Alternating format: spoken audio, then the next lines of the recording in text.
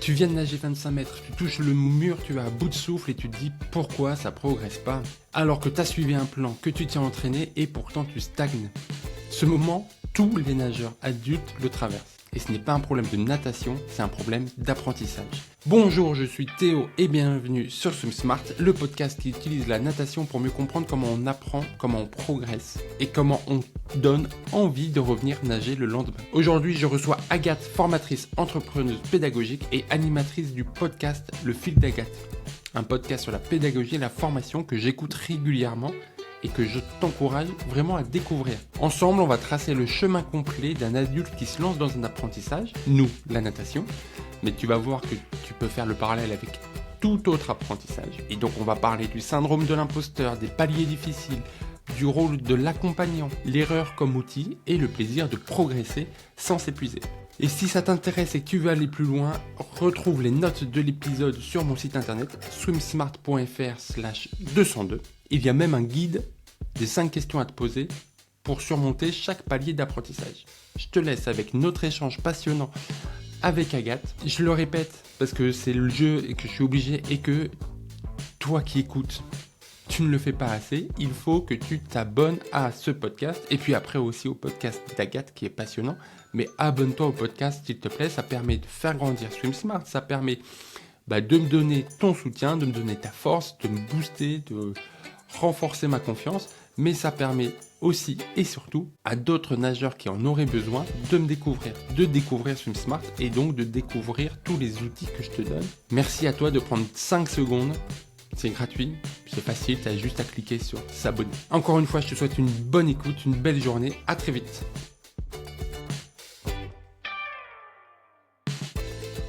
Bonjour Agathe, bonjour, comment vas-tu ? Bonjour, ça va très bien, et toi ? Ça va, je te remercie. Alors, je suis très content de t'avoir. Tu es une consoeur, tu crées un podcast et c'est une des anciennes invitées, une de mes amies qui m'a fait découvrir. Avant d'aller plus loin dans cet épisode, est-ce que tu peux te présenter, s'il te plaît, pour ceux qui ne te connaissent pas encore, Agathe ? Oui, avec plaisir. Moi, je suis Agathe et effectivement, j'ai aussi un podcast, alors qui est un petit peu différent du tien parce que je suis pas une grande sportive. Je pense que c'est pas ça que tu es venu chercher avec notre conversation aujourd'hui d'ailleurs. Mais je suis dans l'univers de la formation et de la pédagogie depuis longtemps. Donc moi j'ai été formatrice, ensuite coordinatrice pédagogique dans un organisme de formation et là depuis quelques mois j'ai créé mon activité où j'anime un podcast pédagogique. J'ai créé une maison d'édition pédagogique aussi qui est en train de se développer. On en parlera peut-être un peu plus tard, mais voilà, c'est vraiment en train de naître en fait tout ça et avec un troisième projet qui est aussi en cours de construction qui est une plateforme numérique collaborative. Moi j'appelle ça le Vinted de la pédagogie. L'idée c'est que tous les formateurs, enseignants, professeurs, éducateurs, entraîneurs qui créent du contenu pédagogique puissent le partager, donc le vendre à d'autres professionnels qui en ont besoin et à qui ça peut servir, de manière à mutualiser en fait les ressources et à les partager. Et que ceux qui en ont besoin puissent avoir une base de données et une base de ressources facilement accessibles et échanger entre eux aussi. Puisque le but aussi de tout ça, de ce que tu fais toi et je pense de ce que je fais moi aussi, c'est de créer du lien. De créer du lien entre les personnes, entre ceux qui veulent apprendre et ceux qui veulent enseigner, entre les formateurs, entre eux qui sont souvent isolés aussi dans leur pratique, et voilà, dans le but d'améliorer à la fois la conditions de travail des uns et des autres, à la fois les pratiques pédagogiques pour les enrichir. Donc ça, c'est voilà pour ma petite présentation. Trop top. C'est justement ça, c'est justement cette expertise dans la formation qui m'intéresse et qui fait que j'écoute ton podcast. Et d'ailleurs, j'encourage tout le monde à écouter ton podcast, même si on n'est pas forcément dans la formation, même si on n'est pas entraîneur ou coach ou enseignant, parce que on comprend plein de choses sur le fonctionnement de l'humain en général, sur comment on apprend Est-ce que tu me rejoins là-dessus? Est-ce que on peut inciter les auditeurs de mon podcast à aller écouter le tien? Avec grand plaisir, effectivement. Alors, selon les épisodes et les thématiques, donc moi, à chaque épisode, j'ai un invité ou une invitée, et il y a vraiment une thématique générale à chaque épisode. Et je pense que dans les différents épisodes, on peut s'y retrouver, voilà, selon son profil, selon ce qu'on a envie d'aller chercher. Voilà, il y en a un par exemple qui était vraiment axé autour de la ludopédagogie. Donc ça, si on sait pas trop comment apprendre et qu'on se dit tiens, la pédagogie par le jeu, ça pourrait peut-être m'aider, bah là on va avoir des clés dans cet épisode de comment ça fonctionne, pourquoi, etc. Je te rejoins aussi sur le lien qu'il peut y avoir entre les univers parce que un des premiers invités que j'ai eu, c'était un ancien entraîneur olympique qui, ben, dans sa carrière, en fait, a traversé et est devenu formateur ensuite dans d'autres domaines d'ailleurs que le sport, parce qu'il y a vraiment des compétences qui se rejoignent en fait entre tout ça. Donc oui, oui, moi au contraire, j'invite aussi euh, tes auditeurs à écouter mon podcast et les miens à écouter le tien parce que en fait moi je t'ai découvert il y a pas très longtemps et c'est vrai que je serais pas naturellement allée peut-être vers un podcast de natation au départ et en fait en découvrant et en t'écoutant ben, je me suis rendu compte que c'est pareil selon les épisodes et les invités il y a plein de choses à aller découvrir qui dépassent l'univers de la natation en fait en réalité. Oui, oui, on est vraiment, tu l'as dit dès le début, l'idée c'est de remettre l'humain au centre, de renforcer le lien, et forcément, je suis persuadé que chaque rencontre nous apporte quelque chose. Ouais, tout à Donc fait. c'est ça. Mais là où on voit que tu es une podcasteuse, je crois qu'on dit comme ça, ou je sais pas comment tu veux qu'on appelle, Ouais, je sais pas comment on dit. mais que ça fait pas longtemps, c'est qu'on n'a même pas dit le nom de ton podcast. Ah oui, c'est vrai. Un élément important quand même pour que les gens Alors, aillent écouter. je suis pas allée chercher super loin dans la recherche du nom. J'ai appelé ça le fil d'Agathe, puisque je m'appelle Agathe. Donc voilà, j'ai appelé ça le fil d'Agathe parce que j'avais envie de tisser un fil en fait avec les gens et qui est l'idée du lien. Voilà, donc c'est pas le fil d'Ariane, puisque ça aurait été drôle, mais je m'appelle pas comme ça, donc j'ai appelé ça le fil d'Agathe. D'accord. Donc évidemment que le lien sera en description, mais bon, tout le monde est capable d'aller chercher dans la barre de recherche de son application le fil d'Agathe On peut le pour. retrouver dans les applications principales d'écoute et sur YouTube aussi. Si on n'a pas d'application, on peut aller l'écouter sur YouTube en libre accès. Il y a notamment un épisode sur l'intelligence artificielle qui a été passionnant et qui donne plein de billes sur comment l'utiliser de façon pertinente et cohérente. Ouais, alors il y en a un sur l'intelligence artificielle et là je vais spoiler un peu, il y en a deux autres sur ce thème qui sont prévus. Donc un que j'ai déjà enregistré et qui est pas encore sorti, qui va sortir bientôt, et un deuxième que j'ai prévu d'enregistrer très prochainement. Le premier sur l'IA, c'était vraiment la découverte d'une formatrice. Voilà, dans la peau d'une formatrice qui découvre l'IA, qu'est-ce que je peux faire avec les premiers usages, comment je m'en sers. Puisque moi, l'idée dans le podcast, c'est que chaque personne vienne parler de sa pratique. Il n'y a pas besoin d'être expert. Je cherche pas à interviewer des experts, des, des docteurs, des grands spécialistes de chaque thématique, mais plutôt à interroger les pratiques des personnes. Et donc le premier épisode, il a vraiment, c'est un de ceux qui est le plus écouté. Et en fait, il a bien marché, je pense, parce que justement, c'est la pratique de cette formatrice qui découvre et qu'est-ce qu'on peut faire facilement, en fait, du coup, avec l'IA pour améliorer sa pratique pédagogique. Mais je voulais pas m'arrêter là parce que c'est un sujet qui est quand même très, très polémique, hein. Pardon. C'est un sujet qui est super polémique parce que voilà, il y a une question d'éthique aussi derrière, d'environnement. Donc ça, je voulais vraiment aussi axer un épisode sur cette réflexion-là. C'est pas neutre en fait d'utiliser l'IA. C'est pas forcément la solution miracle à tout non plus, même si c'est une aide réelle. Donc j'ai un deuxième épisode qui va sortir ou un troisième, je sais pas encore dans quel ordre je vais les mettre sur cette thématique-là. Voilà. Donc la sobriété en fait qui serait bon d'adopter parce que Il faut rappeler que ça a un impact environnemental quand même très important, ces usages-là. Et du coup, la bonne intelligence de peut-être que parfois je l'utilise par réflexe alors que j'en ai pas vraiment besoin, et quels usages sont vraiment, au contraire utiles, et à ce moment-là, j'y vais. Et il y en a un troisième, là c'est au gré d'une rencontre aussi, où j'ai rencontré une personne qui elle s'était formée à l'IA, était vraiment très très convaincante en fait dans des usages sur lesquels moi j'étais pas forcément au départ assez convaincue.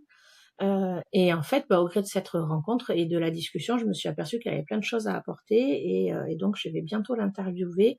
Elle utilise notamment l'IA pour des séquences d'apprentissage à des personnes qui ont des troubles d'apprentissage, les troubles 10 par exemple. Et ça, c'est vrai que quand on est formateur, on n'est pas forcément formé à ça. On va être bon dans son domaine, on va avoir peut-être plein d'idées créatives, on en parlera après, il y a plein de méthodes pédagogiques qu'on peut utiliser, mais on n'est pas forcément formé ni préparé à accueillir des personnes qui peuvent avoir des troubles de l'apprentissage, et notamment la dyslexie par exemple, ou selon le domaine, il y a d'autres 10, je crois qu'on appelle ça différemment maintenant, ou TDAH, etc. Et en fait, l'IA peut aider, et donc ça, elle nous expliquera comment, à adapter des séquences pour ces publics-là. D'accord, très bien. Bah, passionnant en fait, on a les mêmes écueils que quand il y a un nouvel outil qui débarque et qui révolutionne un peu tout. C'est un peu comme quand est apparu Google et on faisait des recherches pour tout n'importe quoi. Quand le téléphone portable, je me souviens d'avoir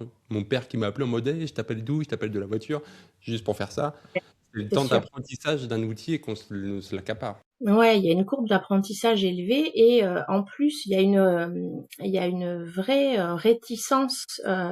Je parlais de polémique en fait tout à l'heure. Je sais pas si c'est le bon mot. Il y a vraiment des camps. Il y a vraiment deux camps. Il y a ceux qui veulent pas du tout y aller. Il y en a trois même. Il y a ceux qui veulent pas du tout y aller par principe, hein, voilà, parce que ça va appauvrir notre pensée en tant qu'humain, etc. Il y a plein d'arguments qu'on peut entendre d'ailleurs. Il y a ceux qui vont pas y aller parce que par compétence, par peur technique de la compétence aussi, parce qu'il y a beaucoup plus de monde qu'on ne croit qui est mal à l'aise avec l'outil informatique en fait et numérique. Et même dans l'univers de la formation, les formateurs, il y en a plein qui sont pas du tout à l'aise avec l'outil numérique. Et donc aller vers l'IA, c'est une difficulté technique supplémentaire aussi. Donc il y a ceux-là, et après il y a ceux qui y vont. Il y a ceux qui y vont, et là il y a ceux qui y vont sans trop réfléchir et qui pensent peut-être que ça va régler tous les problèmes. Bon, là, il y a effectivement une courbe d'apprentissage qui est importante parce que, en fait, l'IA ne va pas du tout nous enlever la tâche de réfléchir, parce que si on compte sur l'IA pour réfléchir à notre place, c'est là que les problèmes arrivent, en fait, en réalité. Alors que, et c'est pour ça que je pense qu'il y a des formations qui existent maintenant pour apprendre à l'utiliser. C'est pas tellement pour le prompt, comment rédiger sa consigne, etc. Ça, on va vite comprendre comment ça fonctionne. C'est plutôt savoir comment l'utiliser, dans quel cas l'utiliser, et à quel moment. Si j'ai pas d'idée et que je lui demande de produire quelque chose directement, ça va être compliqué. Si moi j'ai déjà pensé à ce que je voulais, à mes objectifs, si j'ai déjà conçu une trame générale et que je lui demande de m'aider à remplir quelques blocs, là ça va me faire gagner du temps. Voilà. Ouais. On voit bien toute la complexité. Je sais, ce mot-là, je vais l'utiliser à chaque épisode et j'arrive jamais à le dire. On voit bien à quel point c'est compliqué et à quel point c'est un problème dense et qui mérite totalement tes épisodes. Donc, j'encourage, je trouve que c'est une bonne porte d'entrée à ton podcast parce que l'IA, on est tous confrontés à ça et, euh, et forcément que ça va parler à chacun. Et après, les autres épisodes, c'est un peu comme Black Mirror, quoi. Faut voir le thème et puis voir si ça nous parle ou pas. Mais en tout Ouais, cas, il y en a un autre peut-être qui peut parler aussi, quel que soit le profil en fait, et c'est pareil, celui-là c'est le premier, il y en a un autre qui va arriver dans la même thématique, c'est celui sur les émotions. où j'avais eu le plaisir d'accueillir une spécialiste des émotions pour le coup, formatrice vraiment dans le domaine, de la régulation des émotions et ça, c'est un thème, on en a besoin quand on est formateur, on en a besoin quand on est prof, on en a besoin quand on est élève ou apprenant, quand on est, professionnel dans n'importe quel domaine, dans sa vie personnelle aussi. En fait, la régulation des émotions et comprendre ce que ça va impacter, en chacun de nous, et sur les autres aussi, ça, c'est une thématique qui est super intéressante et donc on a fait un épisode génial avec cette personne. Là, pareil, c'est une bonne porte d'entrée aussi, et il va y en avoir un deuxième puisqu'elle est en train de travailler plus particulièrement sur, la plus jolie des émotions qui est la joie. Et donc, voilà, elle travaille notamment sur cultiver sa joie et pour des élèves, cultiver la joie au collège. Ça, c'est le sujet de sa thèse. Donc, voilà, je pense que cultiver la joie, c'est quelque chose qui peut parler à tout le monde aussi. C'est universel, en fait. C'est génial. Et oui, les épisodes sur les émotions, c'est forcément intéressant et important. J'ai fait des années de psychanalyse pour me rendre compte que je savais absolument pas du tout gérer mes émotions. Ah Alors oui. si les podcasts c'est moins cher. C'est moins cher que les Un séances chez le podcast, psy. c'est moins cher, alors ça, on va pas faire le même travail quand même, hein. Je pense que les années que tu as passées ont été sûrement très bénéfiques, et le podcast n'aurait pas suffi, mais c'est une bonne porte d'entrée quand même pour essayer de comprendre comment on fonctionne. Et puis bon, elle est passionnante. Moi, quand je l'écoute, j'ai envie de recommencer 10 épisodes après, donc c'est chouette. Voilà. Généralement, c'est signe de bonne invité quand à la fin que tu as coupé, tu dis, mince, j'ai encore d'autres questions et j'ai encore envie de Et j'ai profiter. encore envie de continuer.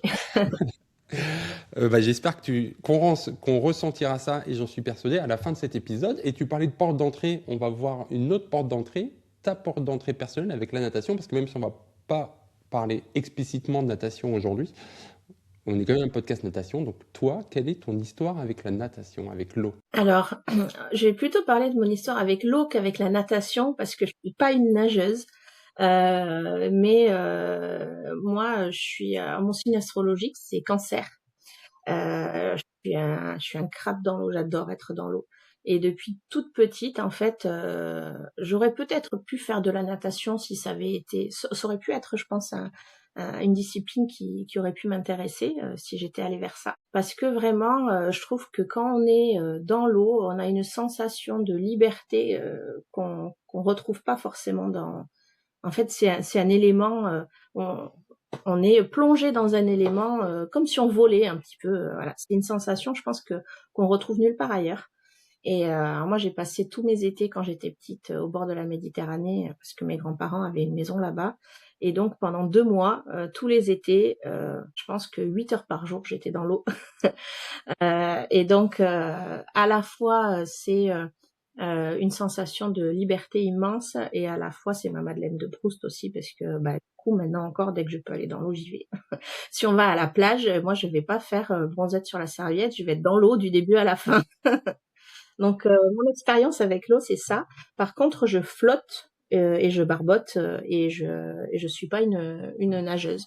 Mon papa l'était. Je me souviens que quand j'étais petite, je suis allée à des compétitions et alors j'étais très admirative quand je le voyais nager le papillon en particulier parce que c'est impressionnant en fait comme nage. Ça me paraissait hyper compliqué, pas naturel du tout parce que on s'imagine pas faire ça quand on va dans l'eau. Mais hyper impressionnant et très beau à regarder. Et voilà, donc moi, mon contact avec la natation, c'est regarder mon papa nager et barboter et me sentir libre comme un poisson. Mais c'est intéressant parce que, alors déjà, pour le papillon, j'ai fait un épisode pour apprendre le papillon en 1 heure. Et je me suis rendu compte que quand j'avais des enfants en scolaire, ils savent flotter. Et je leur dis juste, ben voilà, vous faites ce que vous voulez, vous faites bouger les bras, les jambes, et vous faites ce que vous voulez pour avancer. Et il y a un pourcentage non négligeable, il doit y avoir 15-20% des enfants que j'ai vus moi en apprentissage, qui font du papillon. Ah ouais. Alors que voilà, ils se disent, j'ai 2 bras, je vais les faire avancer, et puis une fois qu'ils sont là, il faut bien qu'ils retournent devant, et ben Ouais. alors je les mets par devant. Mais comme quoi les idées reçues, tu vois, ça paraît vraiment, moi ça me paraît insurmontable et en fait ça l'est peut-être pas du tout tant que ça, hein. Oui, oui, là, mais du coup, c'est important parce que ça montre en effet ces idées reçues-là, et on va y revenir plus tard dans l'épisode parce que c'est forcément un élément important à prendre en considération, les fameuses idées reçues qu'on a soit sur la natation, soit sur l'apprentissage, sur le fait d'apprendre quelque chose quand on est adulte. Mais avant d'y aller, comment tu t'es orienté vers la formation? Qu'est-ce qui t'a donné envie de dire, tiens, c'est un sujet qui m'intéresse? Alors la formation, en fait, je pense que c'est moi quand j'ai fait un BTS action commerciale au départ et j'avais un formateur qui était passionnant et j'en avais d'autres qui l'étaient pas du tout, mais j'en avais un en particulier qui était passionnant et en fait, il m'a donné envie de faire comme lui.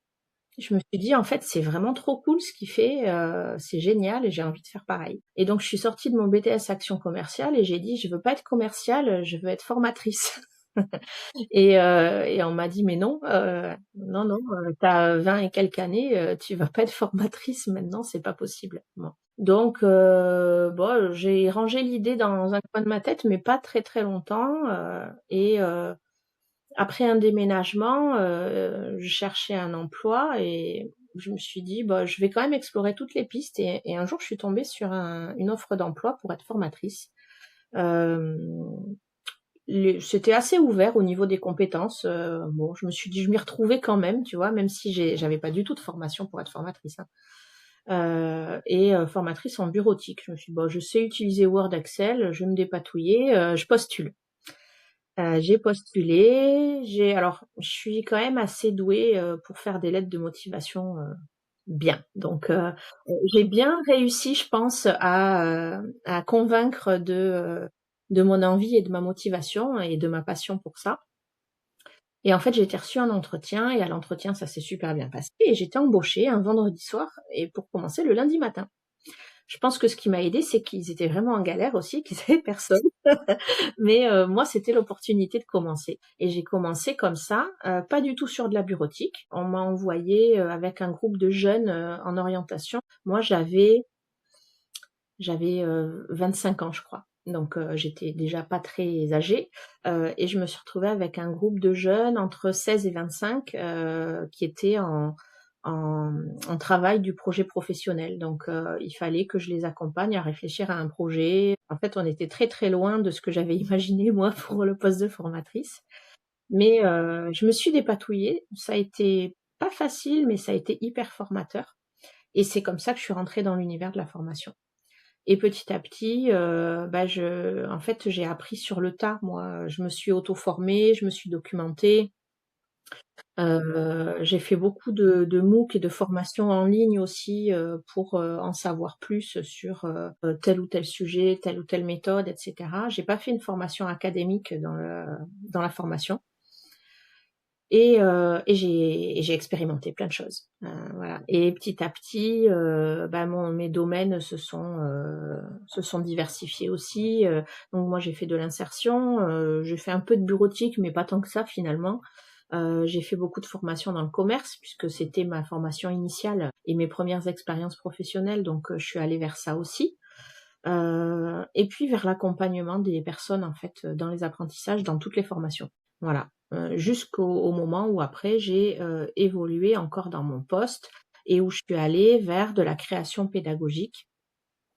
Ça, j'avoue, c'est ce que je préfère. J'aime être au contact des publics, mais j'aime encore plus, imaginer des choses et créer des nouveaux outils, pour la formation. Et la coordination aussi puisque, à la fin, les 5 dernières années, j'étais coordinatrice dans mon organisme de formation et là, j'accompagnais l'équipe en fait, de mes collègues formateurs et ça, c'était, extraordinaire. Trop bien, trop bien. Euh, C'était un épisode assez dur à préparer parce que le sujet est important, donc je voulais pas le foirer. Qu'il va parler à toute mon audience. Il faut savoir que dans mon audience, j'ai plein de nageurs et j'ai aussi plein de formateurs, d'encadrants. Donc je voulais qui parle aux deux. Et j'ai trouvé la solution suivante que je te propose et tu me dis si ça te va pour la suite de l'épisode. Je t'avoue que ça m'arrangerait que tu dises oui, parce que j'ai pas de plan B. Mais de faire le fil de l'eau, comme je suis parti du fil d'Agathe, on va faire le fil de l'eau là cette fois, d'un adulte qui se lance dans un apprentissage et les différents stades qu'il traverse et qu'on explique un peu, qu'on échange sur ça et qu'on voit les solutions qu'il peut essayer. Et je pense comme ça va parler aux deux publics. Qu'est-ce que tu en penses? Oui, de toute façon, j'ai pas le choix. Non, non, je plaisante. Oui, oui, bien sûr. De toute façon, c'est toi qui guide et je te suis dans le fil que tu as envie de dérouler. Il y a aucun souci. Mais je te rejoins. Il y aura des choses utiles pour les deux, pour les apprenants, parce que c'est important de savoir comment on fonctionne pour apprendre, et pour les formateurs et les entraîneurs, parce qu'il y a il y a des solutions pédagogiques parfois auxquelles on n'a pas pensé parce que ça se fait moins dans ce domaine-là peut-être que dans un autre, ou parce que on n'a pas encore réfléchi à ça, ou parce qu'il y a des choses qu'on n'a pas encore osé essayer aussi. Mm. Ouais, ça tombe bien à croire que que tu fais un podcast, tu as le don de la transition, mais ne pas oser. Généralement, quand un adulte se lance dans un apprentissage, et moi je le sais parce que je suis très autodidacte, donc j'ai appris la guitare tout seul, je me suis lancé dans le podcast tout seul sans rien apprendre, ou plutôt en apprenant à ma sauce.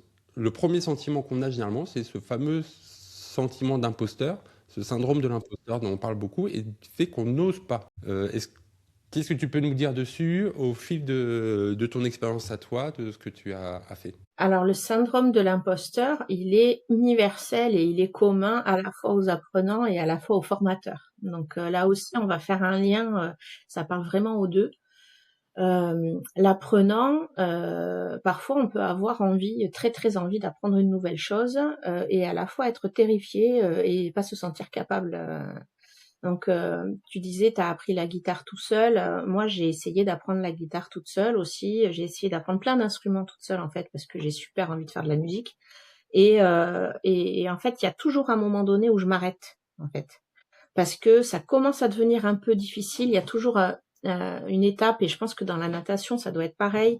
Il y a un moment donné où on commence à apprendre, on se voit progresser, et puis il y a un cap, en fait, qui est compliqué, et où ça demande un investissement et parfois un lâcher-prise aussi assez important. Et on n'est pas toujours prêt à le faire. Et on peut avoir peur, et peur de la marche, et reculer en fait au lieu de sauter. Si on mettait une image, ça pourrait être comme un mini fossé en fait. Hein. On se promène, et puis à un moment donné, il y a un petit fossé, et on n'est pas sûr qu'en sautant, on va arriver à atteindre l'autre côté. Donc, si on est tout seul et qu'on n'est pas accompagné, on peut reculer en fait. Et c'est là où le rôle du collectif. Alors, tu parlais d'auto-apprentissage, d'autodidacte. Il faut être sacrément costaud, moi je trouve, pour être autodidacte vraiment tout seul. Si on est autodidacte à plusieurs, c'est déjà moins compliqué. Et donc si on est devant ce petit fossé et qu'on est tout seul, on va peut-être reculer parce qu'on a vraiment peur d'être les pieds dans la boue, de se faire mal, de pas y arriver. Si on est deux, on va s'auto-encourager. Allez, tu vas voir, je commence, on va y arriver. On se tient la main, on saute ensemble. Bon, on peut imaginer toutes les images qu'on veut. Si on est 2, 3, 4, c'est déjà moins compliqué. Si on est accompagné aussi par un formateur, par un entraîneur, par un éducateur, par un accompagnant quel qu'il soit, c'est pareil. C'est-à-dire qu'on a quelqu'un qui est déjà passé de l'autre côté à ce moment-là et qui va nous tendre la main et nous dire tu vas y arriver, donne-moi la main, tu vas voir, tu vas y arriver. Et je saute en confiance parce que j'ai quelqu'un qui me tient la main. Et ça, voilà, c'est les deux choses vraiment, je pense, qui vont pouvoir aider quand on est du côté apprenant à dépasser cette peur de l'échec, parce qu'en fait c'est de ça qu'on parle, hein, c'est la peur de pas réussir et donc de se sentir pas performant, pas capable, de se dévaloriser, etc. Donc cette peur de l'échec, pour moi, il y a deux leviers vraiment, c'est être accompagné, voilà, par un cadre quel qu'il soit, un entraîneur, un prof, un formateur, etc.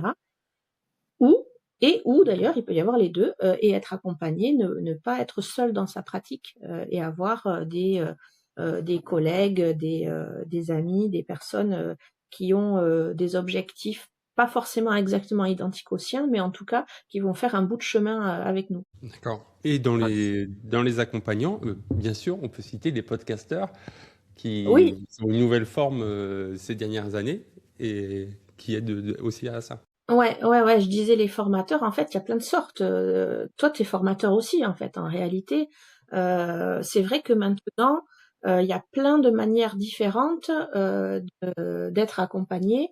C'est pas forcément le formateur comme on l'entend, qui est ou l'entraîneur qui est, si on est en club, par exemple, pour la natation, etc. Ça peut être des podcasteurs, ça peut être des blogs peut-être avec des personnes qui encouragent et avec qui on peut avoir un lien. Ce qui est important, c'est qu'il y ait un lien dans les deux sens pour que ça puisse fonctionner. Si je regarde juste une vidéo ou si j'écoute juste un podcast pour avoir des conseils, c'est bien, mais ça va pas suffire. Là où ça va être important, c'est qu'il puisse y avoir de l'échange. Donc si je fais un commentaire après et puis que tu me réponds et que voilà, on entre en contact, là ça va devenir intéressant et ça va aider à me mettre en confiance suffisamment pour que je saute peut-être. Alors que si si je suis passif et que je regarde simplement des vidéos ou que je me documente tout seul, ça sera pas suffisant et je serai toujours tout seul face à mon fossé en fait. Ça me rassure parce que j'ai une newsletter où j'envoie des mails et souvent dans les mails, je demande un retour. Tu sais, je pose des questions et tout, je crée cet échange. C'est pas juste pour pas me sentir seul, c'est aussi pour aider un peu plus la personne qui lit la newsletter. Ouais, ça c'est hyper important et l'humain et l'échange qu'il va y avoir entre les personnes, c'est vraiment l'essentiel en fait de ce qui va pouvoir permettre de rendre l'apprentissage possible aussi. Ouais, j'ai fait un épisode il y a pas longtemps avec un entraîneur, on parlait de ce fameux retour que en tant qu'éducateur sportif, on prend conscience de l'importance du retour, de dire ce que l'apprenant fait bien ou doit améliorer, mais que ça doit aller dans les deux sens. En tant que formateur, quelles sont les façons de créer ce retour? Il y a plein de façons parce que il y a plein de profils différents. Euh, Comme je disais tout à l'heure, le formateur aussi, lui, il est victime du syndrome de l'imposteur. Euh, et, euh, et parfois, c'est pour ça qu'il n'ose pas aussi peut-être être lui-même, tout simplement, parce que on peut avoir l'impression que voilà, on doit tout savoir parce que c'est nous le formateur ou c'est nous l'entraîneur, donc on doit savoir répondre à toutes les questions, ou c'est nous le podcasteur. Alors, ça me Euh, fait rire parce que, alors, voilà, je le dis aux auditeurs comme ça, vous êtes dans les off, mais la première phrase que tu m'as dit quasiment ce matin, c'est, oh, j'ai peur de pas savoir répondre à tes questions. ouais, et tu vois, ça c'est quelque chose qui nous quitte jamais en fait. Et donc, il y a quand même des choses qu'on peut faire pour essayer de s'en détacher un peu.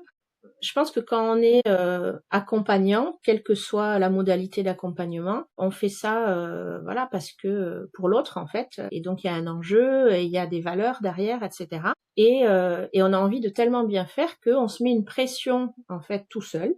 On pense qu'on doit tout savoir, on pense que l'autre va s'apercevoir qu'on ne sait pas tout et il va plus avoir confiance en nous, etc.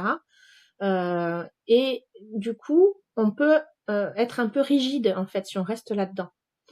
Alors que petit à petit, en fait, quand on crée vraiment du lien avec l'autre et avec l'apprenant, on se rend compte que la confiance, elle passe pas par je sais tout et sinon il ouvre un dictionnaire en fait, il pose la question à Google ou il va voir des vidéos, il a ses réponses, mais c'est pas ça qu'il vient chercher quand il a besoin d'accompagnement.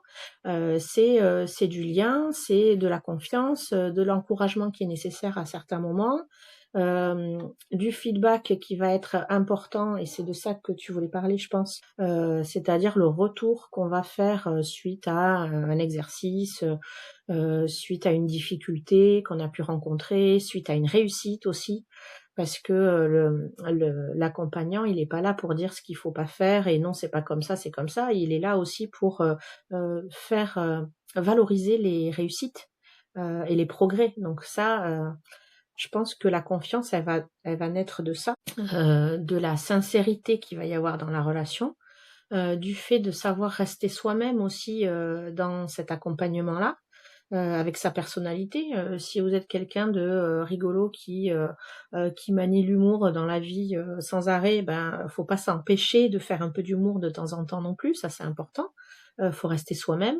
Si vous êtes quelqu'un d'assez discret, au contraire, ben faut pas se forcer à être exubérant non plus et à parler fort parce qu'un formateur ça doit beaucoup parler. Pas forcément. En fait, chacun avec sa sensibilité peut apporter des choses différentes à chacun et donc faut pas avoir peur simplement de rester soi-même. Ça, je pense que c'est hyper important. Et à ce moment-là, ben, le feedback, il va se mettre en place naturellement pour valoriser les réussites, encourager les efforts. Ça, on en parlera plus tard, mais se rendre compte des progrès ben, c'est essentiel pour maintenir la motivation aussi.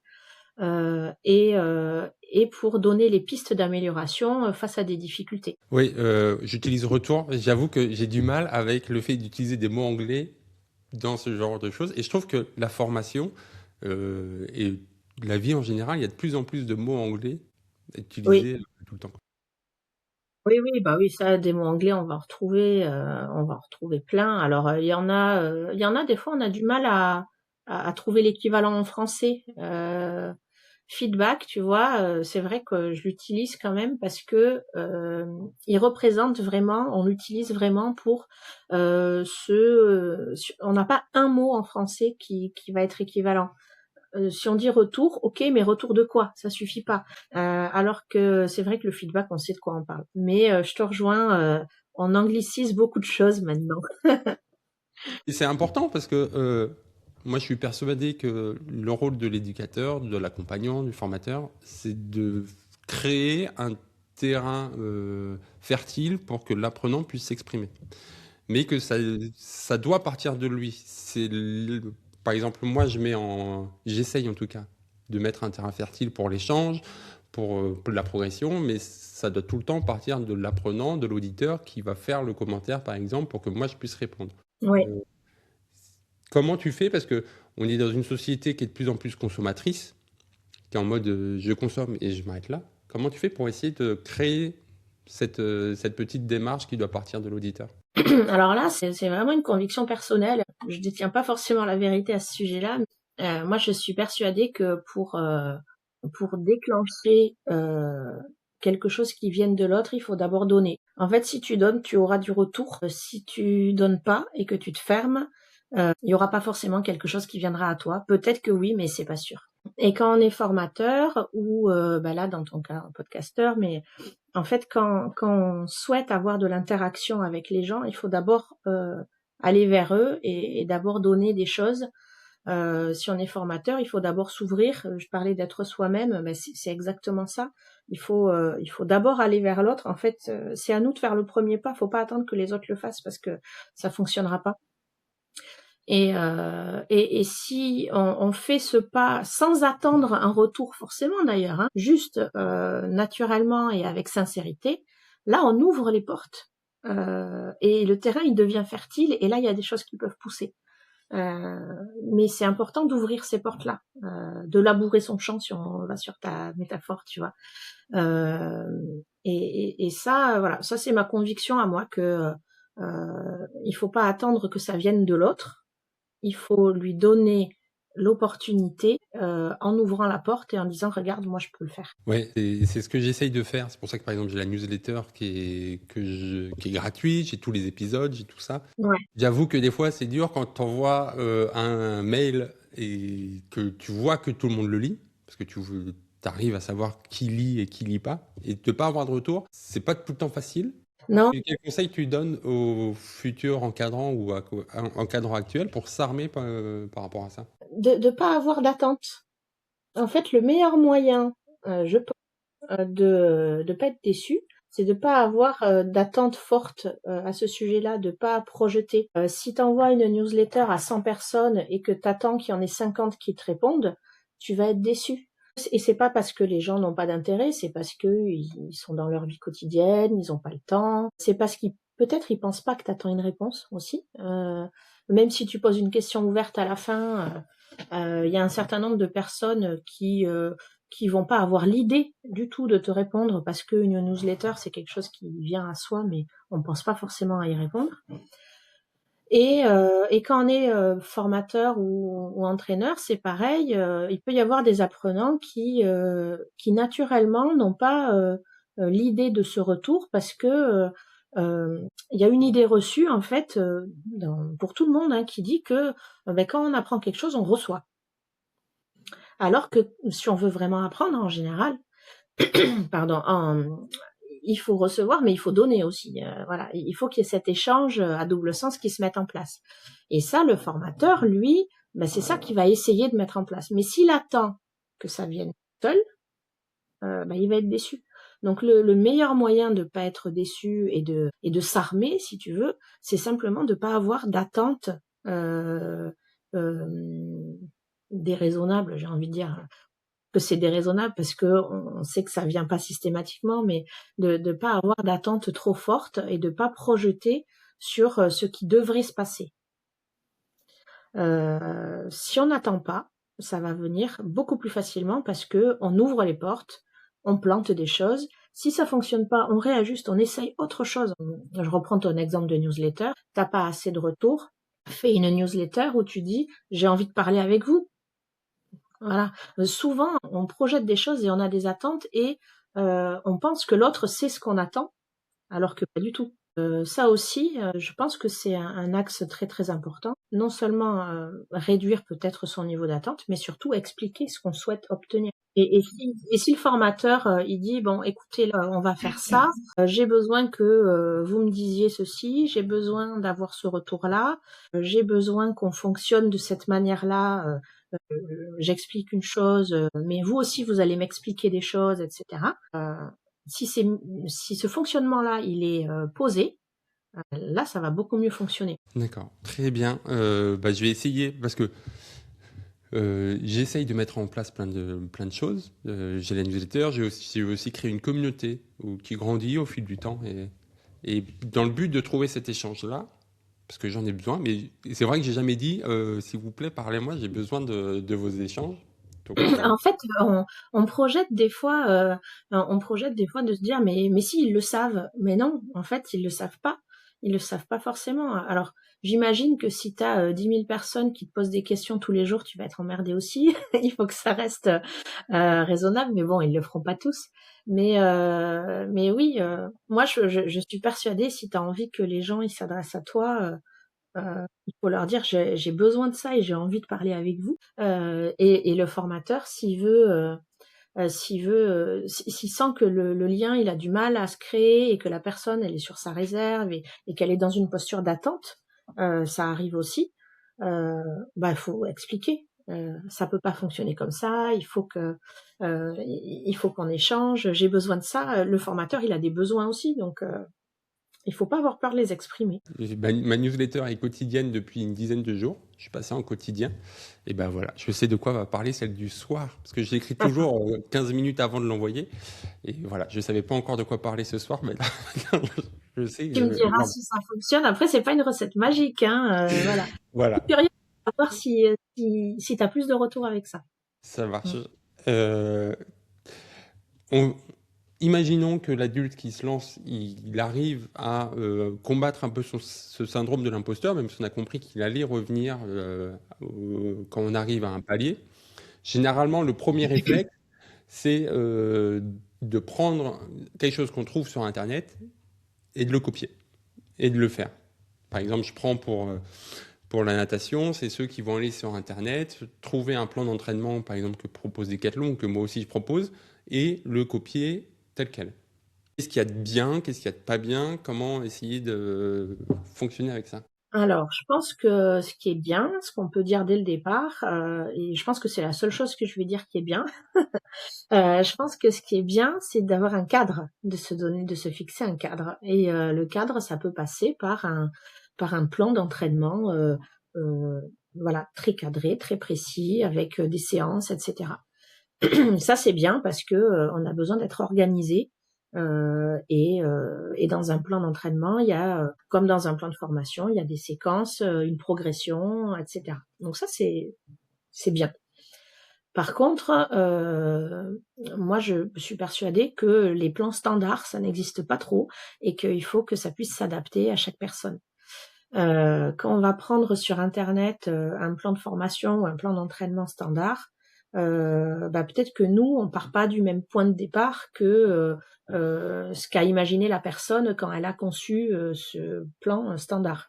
Peut-être que nous, on va rencontrer des difficultés qui font que, en fait, on n'entre pas exactement dans les cases, en fait.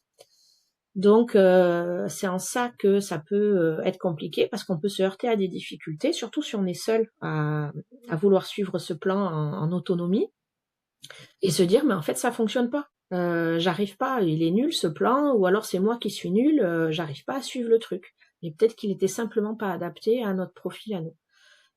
J'en reviens à l'humain, l'accompagnement, c'est quand même hyper important, soit avec des pairs, si on n'a pas d'entraîneur ou de personnes référentes dans l'univers de la natation, tout ça.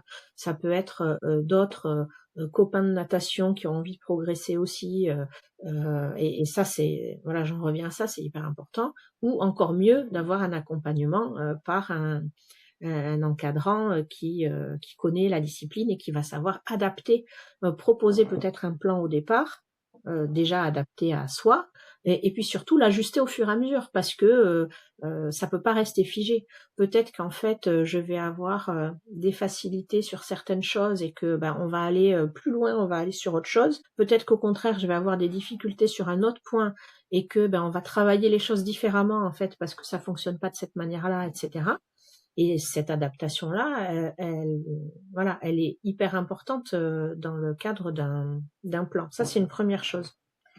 Et la deuxième chose, c'est que je suis persuadée qu'on ne peut pas apprendre si on ne comprend pas pourquoi on apprend. Donc là, on a besoin, l'humain a besoin, alors l'adulte en particulier, mais de plus en plus, on se rend compte que les enfants aussi, c'est pareil, hein. Il n'y a pas tant de différence que ça, en réalité, entre l'andragogie pour les adultes et la pédagogie pour les enfants. On a besoin de comprendre pourquoi on fait les choses. Alors, je vais juste, t'as appelé ça comment, la pédagogie pour les adultes? L'andragogie, ça c'est L'andragogie. ça c'est le terme et ça c'est un petit peu, ce sera peut-être moi un thème de newsletter plus tard d'ailleurs. Il y a plein de publications en ce moment que je vois beaucoup sur l'andragogie, sur le fait qu'il faut adapter les choses aux adultes, que c'est différent de l'éducation avec les enfants, etc. Moi, je suis persuadée qu'il n'y a pas tant de différence que ça en réalité, et que peut-être que si on appliquait ce qu'on appelle andragogie aux enfants, on aurait aussi une éducation un peu différente. Mais bon, ça c'est un autre sujet. Donc, on dit que les adultes, ils ont besoin d'avoir du sens. En fait, voilà, tous les humains, je pense, ont besoin de pouvoir mettre un pourquoi et répondre au pourquoi derrière chaque action. Si on suit un plan standard qu'on est allé prendre sur Internet, on comprend pas pourquoi on fait les choses. On les fait parce qu'elles sont écrites. Alors standard encore plus, si on est accompagné par quelqu'un qui nous dit il faut faire ça, il faut faire ça, il faut faire ça, mais sans expliquer à quoi ça va servir, c'est pareil. On va peut-être progresser un peu, mais la motivation à un moment donné et le blocage, il va finir par arriver parce qu'on ne comprend pas pourquoi on fait les choses. Quand il y a une difficulté qui arrive et que l'accompagnant, il va proposer tel exercice ou telle méthode pour essayer de la surmonter, il va expliquer, voilà, on va faire ça parce que ça va permettre ceci, ça va permettre cela. On va pas atteindre directement le résultat qu'on attend là, parce qu'il faut passer d'abord par cette étape, parce que, alors moi j'y connais rien en natation, c'est dur pour moi de trouver des exemples de cet univers-là, mais par exemple on va travailler l'expiration là parce que en fait t'es essoufflé. Si t'arrives pas à faire la longueur, c'est parce que t'es essoufflé à la fin. Donc on va d'abord travailler ta respiration. C'est pas la peine de travailler les mouvements de la nage, etc. C'est pas un problème de vitesse ou c'est pas un problème de ceci, c'est un problème de respiration. Et à ce moment-là, si on comprend pourquoi on travaille pas directement l'objectif, mais qu'on comprend qu'on travaille autre chose parce que c'est ça qui nous bloque derrière, ben là, on va progresser et on va mieux travailler et mieux apprendre. Et le formateur aussi, il va avoir moins de difficultés avec des apprenants qui bloquent, avec des personnes qui bloquent en fait et qui se mettent en retrait parce que s'il arrive à bien expliquer qu'est-ce qui se passe derrière chaque exercice et chaque action, ça va être beaucoup plus facile d'engager les participants. Alors, on voit que tu es dans la formation parce que tu as fait la distinction entre respiration et expiration. Et il y en a plein qui font pas la différence, qui parlent de respiration tout le temps. Et on voit l'importance des mots quand on est en formation et qu'on veut faire passer un message. Donc déjà, bravo, parce que c'est quelque chose que je me bats avec plein d'entraîneurs, parce qu'il y a certains entraîneurs qui font pas la différence, et certains élèves aussi. Les mots sont importants. Mais je rajouterais qu'il y a un autre point positif à copier un cadre, comme tu as dit, c'est qu'on est dans l'action. C'est le fait de faire qui est la base de chaque apprentissage. C'est qu'à un moment, si on ne fait pas, si on fait que écouter les podcasts, que regarder, on ne pourra pas progresser, quoi. Il faut passer à l'action, tu as raison. Il faut passer à l'action et il vaut mieux faire des choses imparfaites que de pas en faire du tout. Ça, c'est quelque chose que j'ai appris il y a pas longtemps. Et dans son petit syndrome de l'imposteur aussi, parfois, ce qui se passe, c'est qu'on reporte. Il y a un mot, moi, que j'ai toujours du mal à prononcer, on procrastine. Et on reporte les choses parce qu'on n'est pas prêt, parce que c'est pas encore parfait, etc.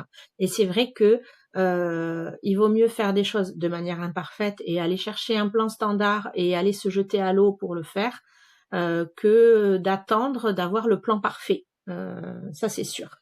C'est juste que une fois qu'on s'est jeté à l'eau avec ça, ça suffit plus. Il faut aller chercher autre chose derrière. Parce que ça risque d'avoir l'effet inverse après et de nous redécourager. Oui, en plus, ce qui est compliqué, c'est que on est dans un apprentissage qu'on ne faisait pas avant, on se lance dedans, on va chercher un cadre parfait, et je pense que ça va avec tous les domaines, pas forcément la natation. Forcément, quand on passe de j'en faisais pas à je le fais avec un cadre, je vais beaucoup progresser au début. Et on peut croire à ce moment-là que c'est bon, on a trouvé la méthode parfaite. Ouais. Ce qui est d'autant plus dur quand on va arriver au fameux palier où on mode non, là ça suffit plus. Et généralement, c'est là où les gens ils arrêtent. Ouais, ce palier, il est compliqué, hein, et quel que soit le domaine, il est compliqué parce que en général, quand on s'est lancé là-dedans, c'est par plaisir aussi. On a envie, alors on peut avoir un objectif, il y a plein je sais pas, tu as peut-être des sondages, toi, de quels sont les objectifs principaux des gens qui se lancent là-dedans, mais ça peut être pour se lancer des nouveaux défis, ça peut être pour se remettre en forme, simplement, ça peut être parce qu'on a fait de la natation il y a très longtemps et que on a envie de retrouver des sensations qu'on avait perdues. Bon, il peut y avoir X raisons de se lancer là-dedans.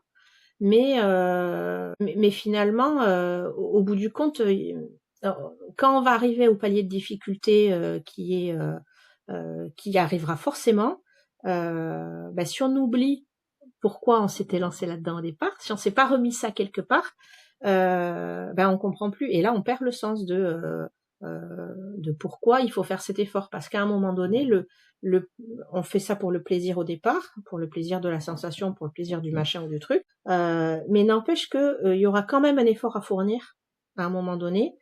Et je vais pas dire qu'on va avancer dans la douleur, mais ça va pas être facile. Donc la difficulté, il faut aussi se dire que quand j'apprends une nouvelle chose, que ça soit la natation ou autre chose, même si j'apprends par plaisir et dans la joie, ça va demander un effort.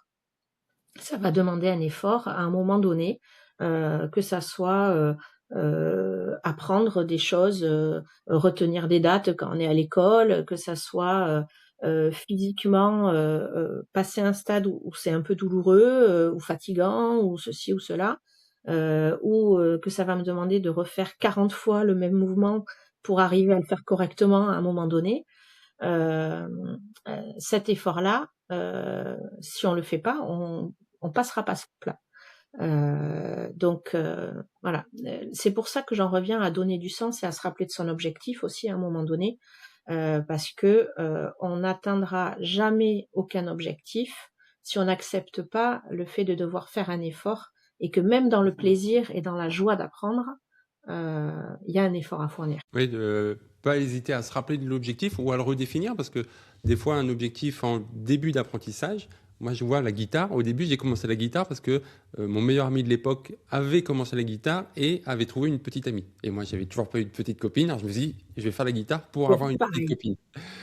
Et très vite, j'ai dû changer d'objectif et de le reformuler parce que pour pouvoir continuer à faire ces efforts-là, parce que l'apprentissage, comme on passe de je sais pas faire à j'essaye de faire avant de savoir faire, c'est forcément pas dans la douleur, mais dans les efforts, comme tu dis. Ouais, ouais, même dans la douleur aussi, hein. On reprend ton exemple de la guitare. À un moment donné, on a mal aux doigts. Le bout des doigts, avant que la cornelle se fasse, on en a passé des heures à maintenir la pression sur les cordes alors qu'on avait mal aux doigts.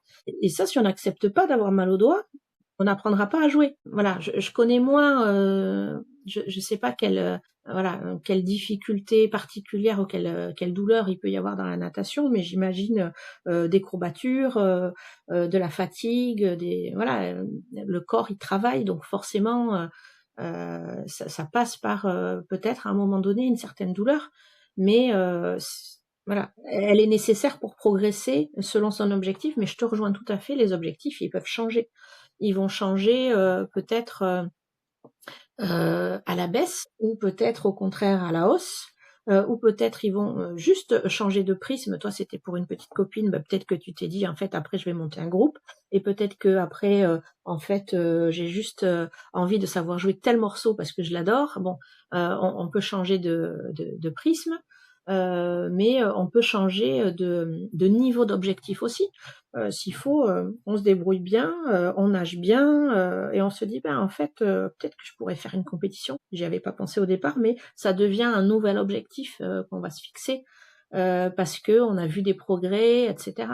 Donc ça aussi, c'est important de se dire, ou alors on visait trop haut, enfin trop haut. On visait quelque chose et on se dit en fait j'ai pas besoin de ça, c'est pas vraiment ça dont j'ai besoin, et mon objectif ça va être simplement de prendre du plaisir avec les copains quand je vais je sais pas moi, je vais pouvoir aller nager jusqu'à tel endroit après, etc. Ouais, j'ai commencé la guitare pour Angélique. Alors je me souviens même plus de son nom de famille, mais elle s'appelait Angélique et je voulais sortir avec elle. Et j'ai fini par faire des concerts devant 3000 personnes à Ah bah chaque fois en changeant ses objectifs et en redéfinissant tout. Et c'est ça qui est important et c'est aussi ça qui fait perdurer l'envie, c'est de se challenger tout le temps. C'est ce fameux décalage optimal entre ce qu'on vise et ce qu'on est capable de faire. et alors du coup là j'ai une question à te poser moi. Là dans ton apprentissage par exemple de la guitare, tu as commencé tout seul en autodidacte. À un moment donné, est-ce que tu as eu du collectif, des personnes qui ont joué avec toi, des choses que tu as senties qui t'ont fait progresser, mais où l'autre, il avait une place importante? Ah bah oui, oui, tout le long, en fait, j'apprends tout seul jusqu'au fameux palier. Et moi, l'élément déclencheur pour passer un palier, ça va être de parler à quelqu'un d'autre, de jouer avec quelqu'un d'autre. Et, et généralement, c'est tant que je progresse tout seul, je reste tout seul parce que ça me convient. Et parce que on dirait pas là, mais je suis pas très très sociable. Voilà, j'ai plein de plein d'éléments à gérer. Quand je sens que je stagne, c'est là où je me dis, bah, la méthode qui m'allait très bien jusqu'à présent, bah, elle fonctionne plus. Donc il me faut un élément déclencheur. Mais bon, ça, c'est des analyses chez les psys qui vont permettre de comprendre comment je fonctionnais. Ouais, ouais, et tu vas le chercher avec quelqu'un, avec une conversation. Ça peut être avec un prof à un moment donné. Moi, je sais qu'à un moment donné, je m'étais dit: «Tiens, là, j'arrive plus, je vais prendre des cours». Voilà, quelques cours, voilà. Et ça peut être des paliers temporaires aussi, hein. Ouais. Donc très bien. Et justement, on arrive à ce fameux premier palier de complexité. Ça y est, j'ai réussi à le dire. On comprend bien que là, c'est important déjà de pas se dire que c'est nous le problème. Oui. Parce que généralement, les gens ils disent à ce moment-là, ah bah je suis nul. Surtout que généralement, c'est là où le syndrome de l'imposteur revient. C'est là où on voit les autres qui arrivent à nager le crawl sans être fatigués, alors que nous, on est essoufflé au plus de 25 mètres. Donc déjà, prendre le temps de se dire, non mais c'est pas moi le problème, c'est ma façon d'apprendre. C'est ma façon d'apprendre et c'est mon acceptation de l'effort. J'en reviens là, encore une fois. Parfois, on attend, on voudrait aller beaucoup trop vite. Et peut-être que pour arriver à sauter le petit fossé, en fait, il va falloir qu'on s'entraîne à sauter autre chose 40, 50, 100 fois. Parce que ce mouvement-là, pour sauter ce fossé-là, c'est pas quelque chose qu'on savait faire, c'est pas quelque chose de naturel, et donc il faut le répéter beaucoup de fois. En fait, l'apprentissage, les connaissances, ça vient s'ancrer dans la mémoire avec la répétition. Si on entend une chose une fois et qu'on s'en rappelle toute sa vie, génial, hein, mais c'est exceptionnel. C'est pas comme ça que ça fonctionne normalement. En général, il faut répéter les choses dans la formation. On répète sans arrêt. Alors, il y a des principes qui s'appellent aussi de répétition espacée. Ça, c'est un processus qui est intéressant et qui permet de favoriser la mémoire et l'ancrage des notions. La répétition espacée, c'est on apprend quelque chose aujourd'hui, on va le revoir demain, et puis on va le revoir dans une semaine, et puis on va le revoir dans 30 jours, et puis on va le revoir dans 3 mois, et puis dans 1 an, etc. Et ça permet de revenir chercher quelque chose dans la mémoire avant que ça s'efface. Et petit à petit, en espaçant, le stockage dans la mémoire, il est plus long petit à petit. Donc ça, c'est quelque chose qu'on peut faire, et dans tous les domaines, la natation y compris. Voilà, on a appris un nouveau truc aujourd'hui, on va le répéter un peu demain, on va le répéter un peu plus tard, puis on espace plusieurs fois. On n'a pas besoin de refaire toute la séquence, hein. C'est juste 5 minutes ou 10 minutes de réactiver un truc qu'on avait vu aujourd'hui. Ça, c'est une chose importante. Et d'une manière plus générale, d'accepter quand on est apprenant que la répétition, ça va faire partie du processus d'apprentissage à part entière, et que il y a peut-être certaines choses qu'on va arriver à acquérir plus vite, mais qu'il y en a beaucoup pour lesquelles il faudra du temps, et c'est de la patience en fait, hein, simplement de la persévérance, mais de la patience aussi, et voilà, d'accepter que tout ne va pas arriver aussi rapidement que ce qu'on aurait souhaité au départ. Et pour le formateur aussi. Parce que parfois le formateur, il a envie que ça aille vite aussi. Il voit peut-être son apprenant en train de progresser, et puis mais pourquoi là mais c'est bon, tu sais le faire, ou tu savais le faire hier, pourquoi tu n'y arrives plus? Des fois on peut se dire, on le dit pas comme ça évidemment, mais on peut avoir des moments où on comprend pas ce qui bloque, et on a envie, parce qu'on voit que la personne elle en est capable, et on a envie que ça se fasse là maintenant pour passer à la suite. Et en fait, il faut aussi que le formateur il ait cette patience-là de se dire en fait c'est normal, même s'il a réussi une fois, ça veut pas dire qu'il arrive à chaque fois à faire la même chose, parce que cette répétition et cette lenteur des fois, elle est nécessaire. Le processus d'apprentissage, c'est pas quelque chose de rapide et d'instantané, c'est quelque chose qui prend du temps à tous les niveaux. Donc c'est quelque chose, il faut accepter de prendre le temps en fait, de répéter et de prendre le temps. Mais ça me rassure parce que c'est le fonctionnement que j'essaye de mettre en place. J'ai les épisodes de podcast, qui est à peu près le premier étage de ma fusée. J'ai ma newsletter qui est gratuite, qui est le deuxième étage, qui permet de poser plus de questions, d'essayer de comprendre un peu plus. Et j'ai le troisième étage, qui est les abonnements premium, qui sont payants, mais qui te permettent d'individualiser tout ce que je dis dans le podcast et dans la newsletter. Et c'est justement à ce moment-là du palier qu'on aurait besoin de passer en abonnement premium pour pouvoir individualiser son enseignement et sa pédagogie. Ouais, tout à fait. Mais tous ces processus-là, ça prend du temps, de toute façon. Donc, ça veut pas dire qu'il suffit d'attendre, hein. Attention, c'est pas ça que je dis. Ça veut pas dire qu'il suffit d'attendre et que ça va forcément arriver. C'est pas de la patience dans ce sens-là, mais ça veut dire que c'est un temps plus long qui est nécessaire dans la répétition et dans l'effort. Et c'est ça qui permet de passer ce fameux palier. D'accord. Ça ressemble à quand on fait du pain, mais c'est pas tout à fait pareil parce que la pâte, une fois qu'on l'a faite, on la laisse reposer et gonfler. Bah là, il faut Ouais. rester en action, il faut quand même continuer à le faire. C'est ça, faut continuer à malaxer jusqu'à ce que le pain il ait pris sa forme. Et si on arrête de malaxer, alors parfois on peut arrêter de malaxer aussi parce qu'on a besoin de faire des pauses. Quand je dis la répétition et l'effort, ça veut pas dire qu'on s'y épuise. Et peut-être qu'à un moment donné, quand on a fait 50 fois une chose et qu'on n'a pas encore réussi, on a besoin de passer à autre chose. Parce que sinon on s'y épuise, on se décourage aussi. Mais après, plus tard, on y reviendra. Donc il peut y avoir aussi des pauses récréatives, si je peux appeler ça comme ça, ou en tout cas on va passer sur une autre notion. Des fois, il y a besoin que ça infuse aussi. Voilà, on a fait un mouvement 50 fois, ou on a essayé voilà 50 fois de retenir telle chose ou d'appliquer telle méthode et on n'a pas encore bien réussi. Plutôt que de s'épuiser et de se décourager, ok, bon là j'y arrive pas, on fait une pause. Je vais travailler plutôt un autre aspect parce qu'il y a plein de choses à travailler, on n'est pas obligé de rester focus tout le temps sur la même chose non plus. Je vais travailler autre chose et petit à petit en fait les acquis et là c'est là qu'on laisse la pâte gonfler du coup dans ta métaphore.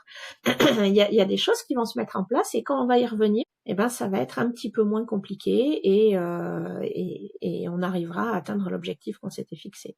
Mais ça peut nécessiter parfois de faire des pauses aussi et de passer à autre chose. On peut avoir plusieurs sujets, et il faut même souvent avoir plusieurs sujets ouverts en même temps. Oui, c'est comme quand je regarde une série, si je regarde 10 épisodes d'un coup, non, ça va me fatiguer. J'ai tout intérêt à faire une pause et revenir plus tard pour retrouver le plaisir. C'est ça, et tu vas regarder une autre série qui est chouette aussi, etc. Et après, tu vas y revenir, tu vas être content de la retrouver, etc. Donc ça, c'est important aussi. Et là, on vient de faire une transition parfaite avec le prochaine étape. Donc, on s'est lancé dedans, on a progressé, on arrive à un palier, et c'est là où on va devoir adapter notre méthodologie, notre façon d'apprentissage. C'est là où, selon moi, et j'espère toi a priori, l'encadrant, l'accompagnant, il a un rôle primordial. C'est qu'il va devoir donner des outils différents pour pouvoir trouver de l'apprentissage adapté. Et je dis que c'est une transition parce qu'on a fait plein d'analogies. Et c'est bizarre parce on comprend que quand on fait des analogies, on dit le même message sous une autre forme pour mieux l'intégrer. On a un peu de mal encore à modifier ces apprentissages, modifier la forme de l'apprentissage. À l'adapter, je pense que c'est ça que tu veux dire, c'est-à-dire que effectivement, il y a une méthode fonctionne pas toujours. Alors déjà, selon les personnes, il peut y avoir des méthodes adaptées ou moins aux personnes en fonction de leur personnalité, de leur passif, de leur expérience, de différents blocages qu'il peut y avoir, etc. Donc toutes les méthodes sont pas adaptées à tout le monde. Mais en plus, une méthode peut ne pas être adaptée à une seule personne tout le temps. Donc ça peut varier dans le temps aussi. Et il peut y avoir aussi des formateurs qui sont plus ou moins à l'aise avec certaines méthodes et pas du tout avec d'autres. Donc tout ça mélangé, qu'est-ce qu'on fait avec ça?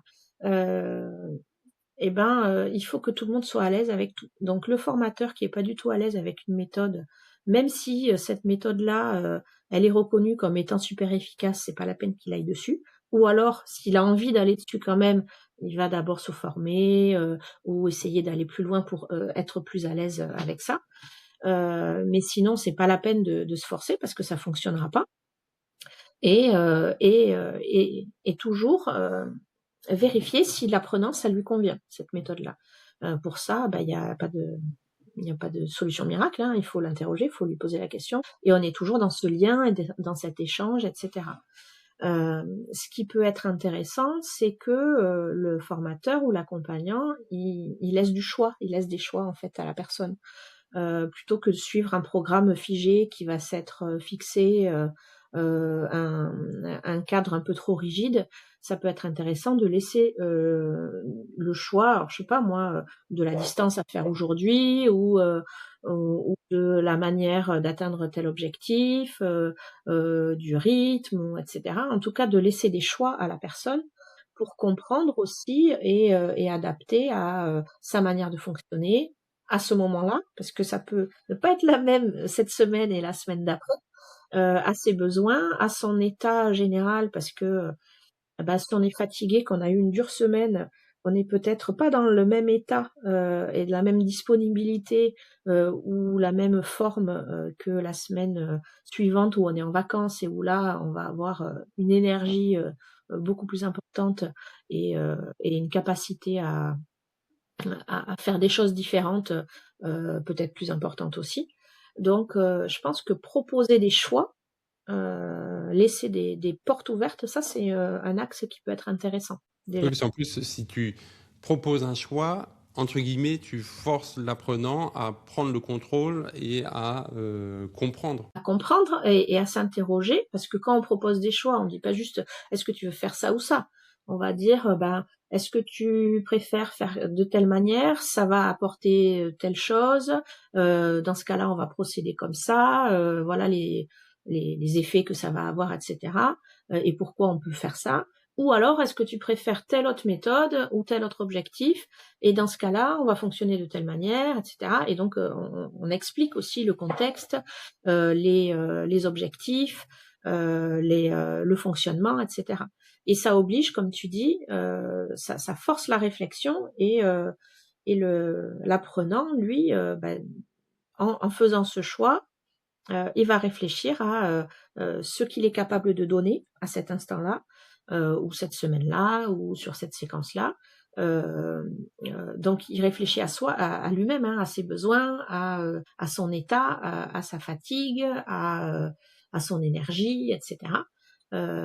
Et en faisant le choix, bah, forcément, en faisant le choix lui-même, bah, la motivation, elle est, et l'engagement, il est plus grand parce que, c'est une décision que lui a prise. Donc ça veut dire que ça demande à l'encadrant, à l'accompagnant, une curiosité déjà pour trouver le maximum de choix possible, donner le plus d'outils à son élève, à son accompagné, je ne sais pas si on peut appeler ça comme ça. Ouais, oui, ça lui demande, ça veut pas dire qu'il a besoin de préparer à chaque fois 10 scénarios possibles, parce que là, il va pas s'en sortir. Je sais pas trop comment ça peut, ce que ça peut donner au niveau de la natation, mais j'imagine dans une formation, on peut pas se permettre d'avoir, 10 scénarios possibles tous les jours et aujourd'hui, tu choisis quoi et demain tu choisis quoi, c'est pas possible. Mais dans une progression générale, en général, il y a quand même plusieurs options, qui vont s'offrir, en termes de, manière de fonctionner, et cetera. Et ça, le formateur ou l'accompagnateur, dans sa palette de compétences, il n'a pas besoin d'anticiper forcément à chaque fois, de se dire: «On va faire ça ou ça». Lui, normalement, il y a des méthodes avec lesquelles il a l'habitude de travailler ou un peu moins, normalement, il est capable à un moment donné de dire: «Écoute, voilà, pour cet objectif-là, on peut le travailler de 2 manières différentes. Qu'est-ce que tu préfères aujourd'hui?» Et là, c'est pas qu'on va proposer vraiment, 10 options différentes qu'on aurait eu besoin de préparer à l'avance, et ça serait colossal. C'est juste que, on accepte de pas figer dans sa tête, la méthode et d'avoir plusieurs options. Est-ce qu'on commence par un jeu, pour dédramatiser le truc, par exemple, et après on va sur, vraiment un apprentissage du geste, ou est-ce que, on décortique d'abord techniquement, le geste pour comprendre comment le corps il fonctionne? Enfin bon, j'imagine, plein de trucs possibles. Ça va dépendre, si la personne elle est fatiguée, elle va dire: «Écoute, on va commencer par un jeu, voilà, là je me sens pas de comprendre, de suite les mécaniques, tu vas m'expliquer l'épaule, le machin, je vais rien comprendre. Bon, j'ai besoin, d'avoir de la sensation aujourd'hui, plutôt». Et ça, le formateur, ben, il doit pouvoir adapter, ça et se dire: «OK, on va commencer par un truc un peu plus ludique, un peu, pour commencer à avoir des sensations et le reste on le verra plus tard». Et c'est justement là où les plateformes que tu crées, tous les ustensiles, les outils que tu as créés aident le formateur, l'accompagnant, c'est à avoir accessibilité à plein de sources différentes et plein de formats différents.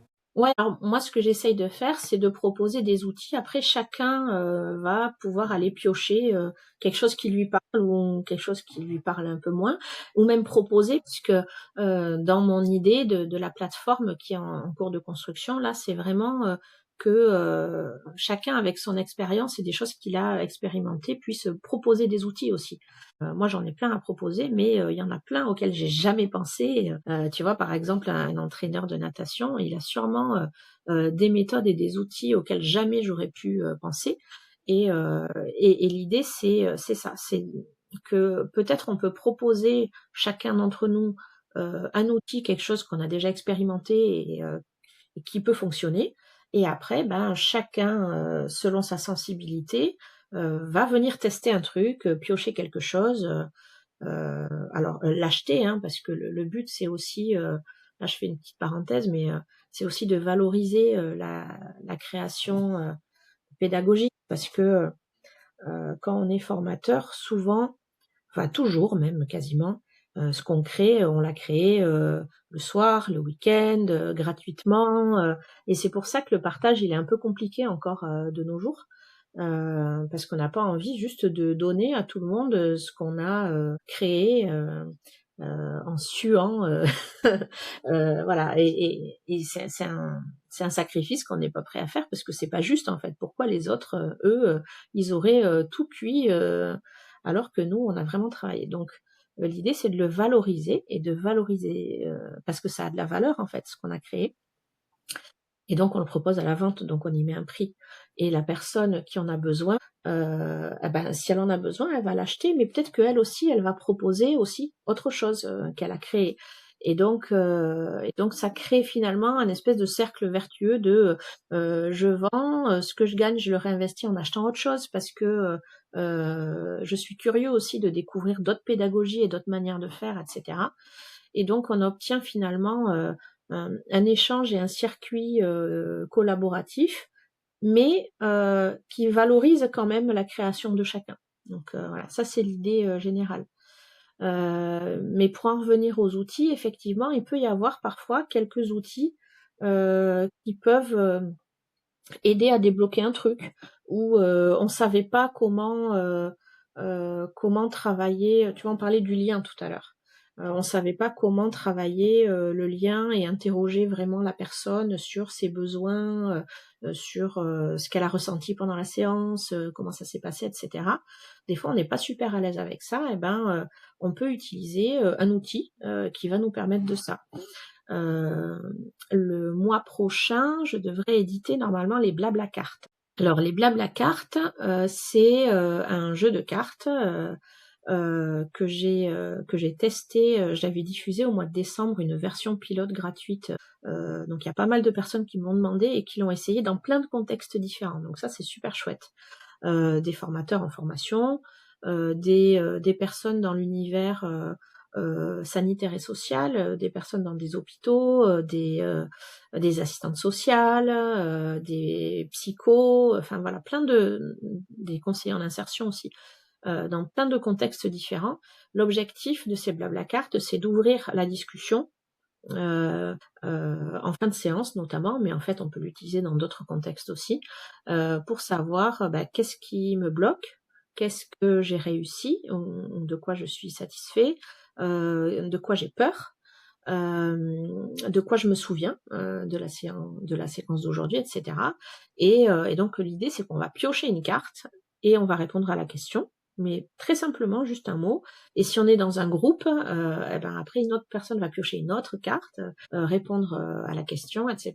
Et ça permet, avec un petit côté ludique, de dédramatiser et que ça devienne pas un tour de table horrible avec voilà. Ou même quand on est en individuel, ça, j'ai eu plusieurs personnes qui l'ont testé en individuel, ça fonctionne aussi, parce que sinon ça ressemble vite à un interrogatoire, ou en tout cas ça peut donner l'impression que c'est un interrogatoire quand on interroge quelqu'un sur ses besoins, etc. Et là, avec simplement des cartes très très simples et une réponse très très courte attendue, ça permet d'engager une conversation aussi sur un sujet, puisqu'après on va rebondir Ah d'accord, qu'est-ce que tu veux dire par là, etc. Donc que ça soit sur de l'individuel ou sur du collectif, ça peut être un outil qui aide à ça.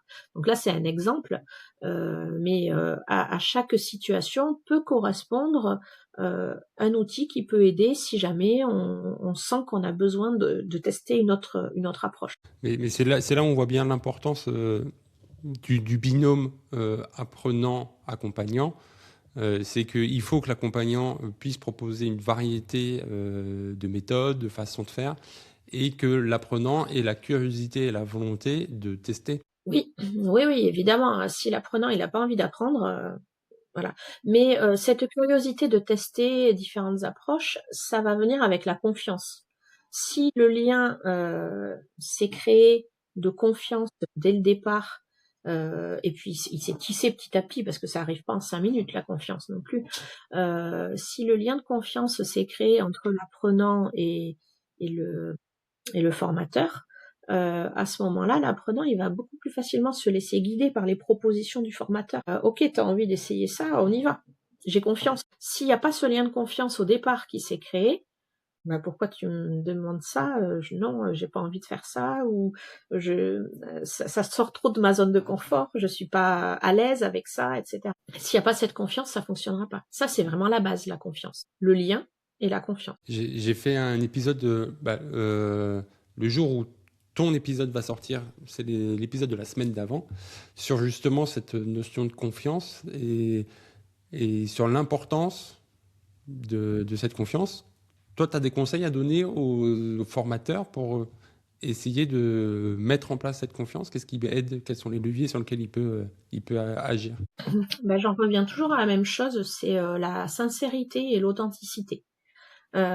Pour que la confiance elle existe, il faut qu'on ressente chez l'autre que c'est un humain, qu'il est vrai. Enfin voilà, on peut avoir des fragilités, on peut avoir sa personnalité et la laisser s'exprimer aussi. Alors ça veut pas dire que il y a quand même une juste distance à observer, hein, mais la confiance, euh, elle va naître de l'authenticité dans la relation qui est ressentie.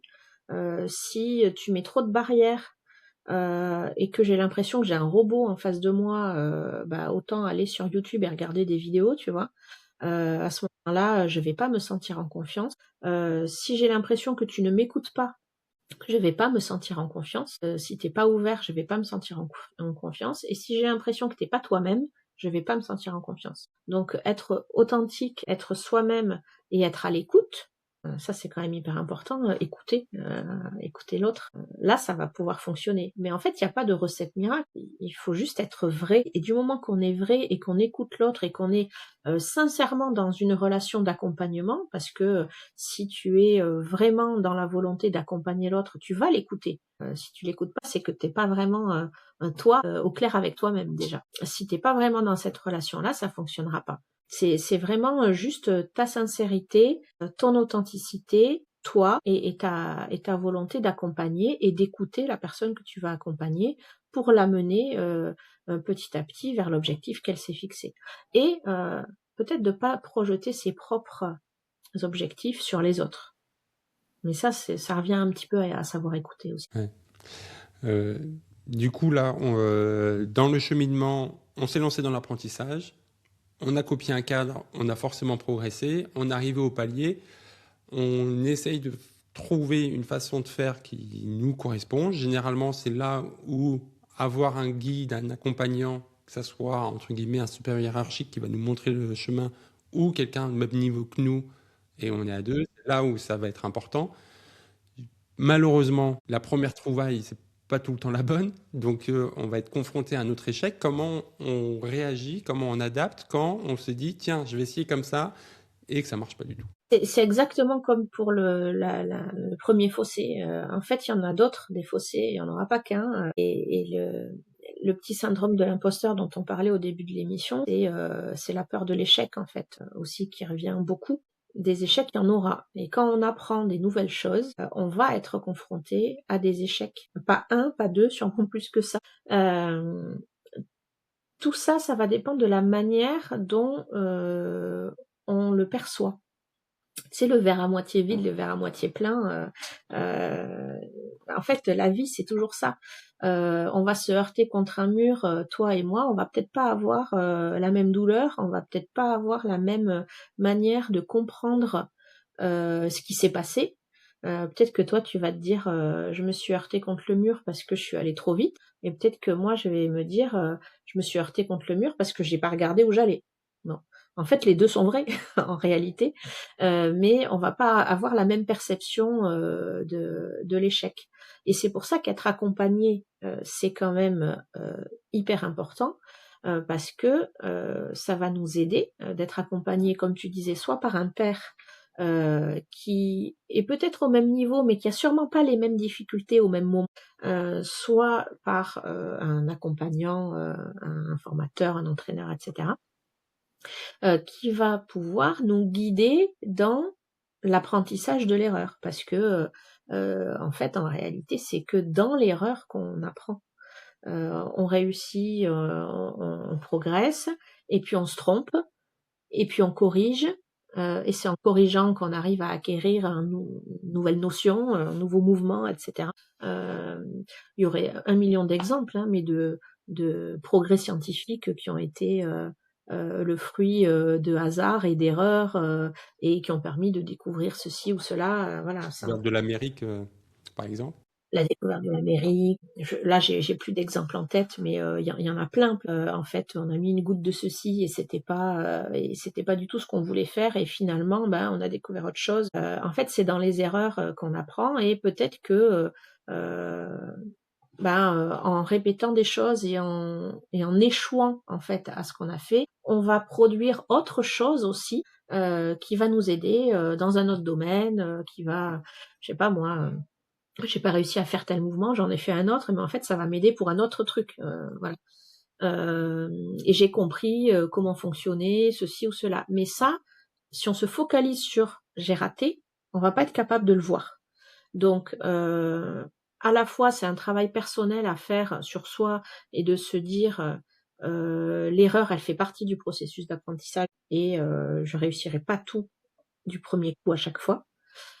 Mais à la fois, c'est très très important d'être accompagné à ce moment-là, parce que quand on n'arrive pas à faire quelque chose malgré les efforts qu'on a fournis, etc., déjà se sentir soutenu, c'est important, mais surtout avoir quelqu'un qui nous aide à ouvrir le champ en fait de ce qu'on peut regarder, pour se rendre compte que l'erreur, elle a permis de produire ça, et que ça, c'est top.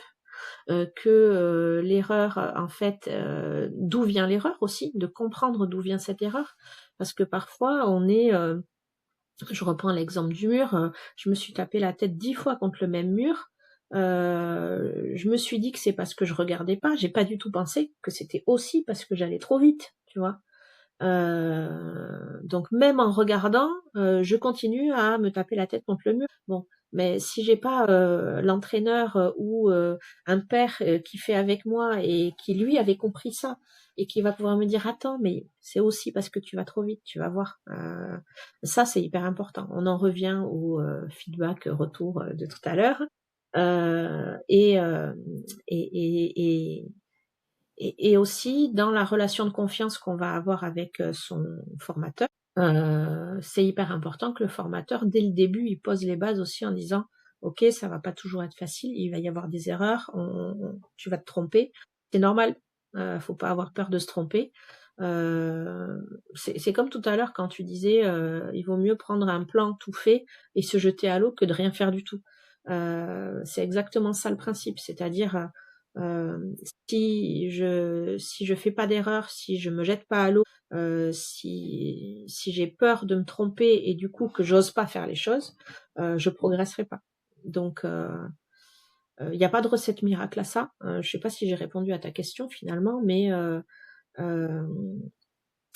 c'est à la fois un travail personnel que la personne, que chacun, on a à faire sur nous-mêmes en fait, de se dire, parce que ça c'est valable dans plein d'aspects de nos vies en réalité, de se dire Voilà, j'ai le droit de me tromper, c'est pas grave, et c'est en me trompant que je vais comprendre des choses sur comment je fonctionne, sur, comment telle ou telle chose fonctionne et ben, la fois d'après, je réajuste et je fais différemment et cetera.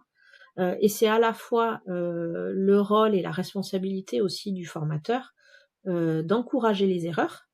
Donc, d'encourager les erreurs, je veux pas dire de faire en sorte que les personnes fassent des erreurs, mais, presque. C'est-à-dire, de pousser à essayer, quitte à faire des erreurs, et de les reprendre derrière pour comprendre, pour aider à comprendre qu'est-ce qui s'est passé, pourquoi ça fonctionne pas et cetera.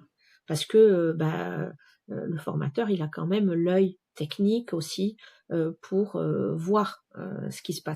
J'ai fait un épisode une fois avec Richard Cabot sur les bébés nageurs, sur comment on fait des séances bébés nageurs, comment on peut les optimiser, et on s'est rendu compte que le rôle de l'éducateur à ce moment-là, c'est de créer un terrain de jeu où l'enfant va être confronté à la chute dans l'eau. Et c'est justement ça, en fait, c'est de dire je crée la chute pour après gérer la partie, le fait d'être immergé. Donc c'est exactement ce que tu viens de dire. Ouais, ouais, ouais. Et tu vois, c'est valable avec les bébés, mais avec les adultes aussi, en fait, hein. D'accord. Donc, on a bien compris que un apprentissage, c'est une infinité de chemins possibles. Que Ouais. le rôle de l'accompagnant, ça va pas être de dire tiens, c'est ce chemin-là, mais plutôt de dire voilà les possibilités que tu as et voilà comment je peux t'aider à explorer chacun des chemins. Et que l'apprenant, lui, son rôle, entre guillemets, ça va être de dire d'oser faire le pas dans un chemin. D'oser faire le pas, d'oser se tromper, voilà, d'oser essayer, d'oser poser des questions aussi et demander, mais en fait, à votre avis, pourquoi j'y arrive pas? Enfin, qu'est-ce qui se passe? Ou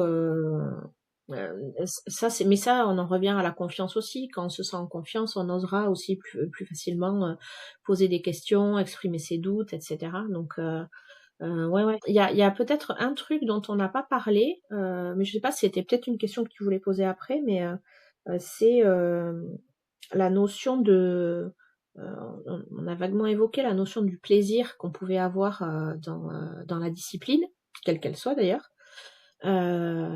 Et la joie d'apprendre, ça c'est un truc, je pense aussi qui est, commun à la fois à l'apprenant et à la fois au formateur.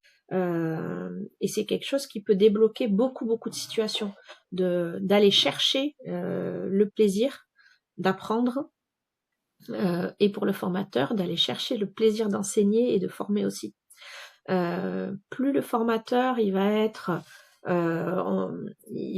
dans son plaisir de former, d'accompagner, plus ça va se sentir, puisqu'on est dans une relation d'authenticité, et plus l'apprenant, lui, il va être embarqué en fait, et il va avoir envie de le suivre.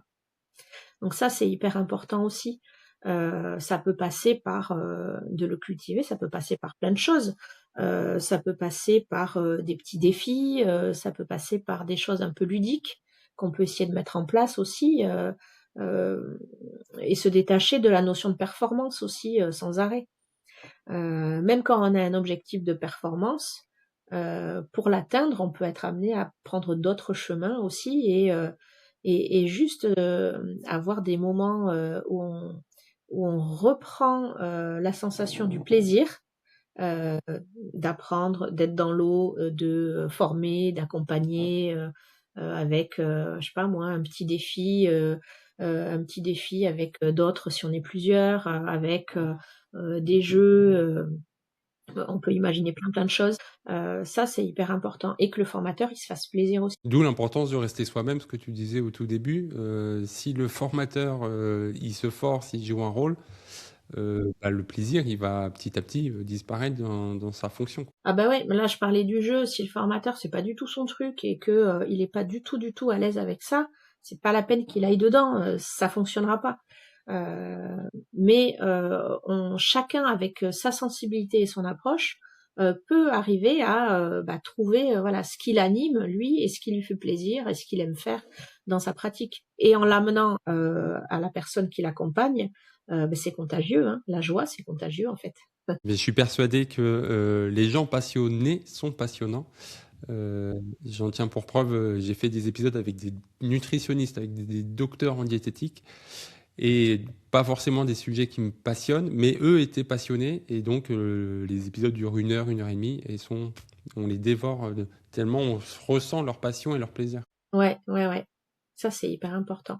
Et donc l'accompagnant, quel qu'il soit, il faut qu'il arrive à garder ça, pour que ça fonctionne. Et s'il a ça, ben lui aussi fera des erreurs, de toute façon. Peut-être qu'à un moment donné, il va proposer une méthode qui était pas forcément adaptée ou pas la bonne, c'est pas grave. En fait, ce qu'on disait pour les erreurs, c'est valable pour les apprenants, c'est valable pour les formateurs aussi, c'est valable pour tout le monde. Du moment qu'il arrive à cultiver sa joie de transmettre, de former, d'accompagner, il va réajuster à un moment donné et ça va aller. Et, ça me rassure, et j'aime bien faire des échanges comme ça parce que je sors plus confiant de chaque échange. Une des phrases de Swim Smart, c'est de dire que la meilleure des séances, la meilleure des entraînements, c'est pas là où tu vas nager le plus, là où tu vas nager le plus vite, le plus fort, mais c'est là où tu vas avoir envie de revenir le lendemain. Ouais. Donc, pour moi, c'est ça un des rôles de l'apprenant, c'est d'essayer de mettre en place ça, de remettre l'humain et le plaisir au centre. Ouais, ouais, ouais, complètement. Il faut avoir envie de revenir le lendemain et le jour d'après et le jour d'encore après. Et si on s'enferme dans parce qu'on a une volonté de faire, parce qu'il y a des gens, ils ont un mental de taré, mais si on s'enferme dans quelque chose qui est douloureux, même si on arrive à le faire parce qu'on a un mental très très fort, au bout d'un moment, ça finira par plus fonctionner. Parce que si on fait les choses par devoir uniquement, on finit par se fatiguer, s'épuiser, et personne n'est gagnant. Et même si on atteint un objectif à un moment donné, ça veut dire que passé l'objectif, ça va s'arrêter. Alors que si on est dans le plaisir d'apprendre, on va peut-être dépasser son objectif et s'en fixer un autre après. Tu parlais tout à l'heure de plein d'objectifs qui pouvaient varier et évoluer, mais c'est exactement ça. Et en fait, quand on commence à apprendre des choses et qu'on est dans le plaisir d'apprendre, on n'a plus jamais envie de s'arrêter d'apprendre. Ouais. En fait. Mais ça pose un autre, alors pas problème, mais un autre élément important, c'est d'être capable des fois de dire non, le binôme apprenant, accompagnant, formateur, il peut pas fonctionner parce que les deux personnes sont trop différentes. C'est possible. Franchement, je l'ai pas vu souvent, mais c'est possible parce qu'on est des humains de toute façon. On est des humains, donc peut-être que toi, dans ta manière d'aborder les choses, il y a un truc qui fonctionnera pas. Alors, on parlait des personnalités tout à l'heure. Si moi je suis quelqu'un qui a besoin vraiment de jouer pour apprendre et sans cet élément-là un peu ludique, ça m'intéresse pas. Et que toi, t'es pas du tout à l'aise avec ce type-là de méthode et que c'est pas comme ça que tu fonctionnes et que tu peux pas te forcer du coup parce que c'est pas toi, peut-être que ce binôme-là, il va pas fonctionner.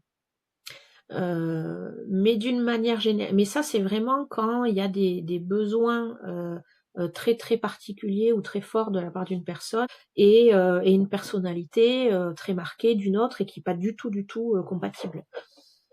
C'est quand même relativement rare. En général, on peut s'adapter et le formateur quand même ou l'entraîneur, une de ses capacités, c'est aussi de s'adapter à différents types de personnalités, différents types de personnes. Donc oui, je pense que c'est possible que parfois il y ait des incompatibilités.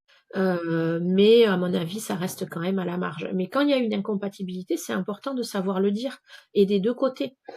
Autant du formateur de dire écoutez, vous avez plein de capacités, mais moi je suis pas capable de vous aider à les développer parce que dans votre manière de fonctionner, moi je vais pas avoir les méthodes qui correspondent.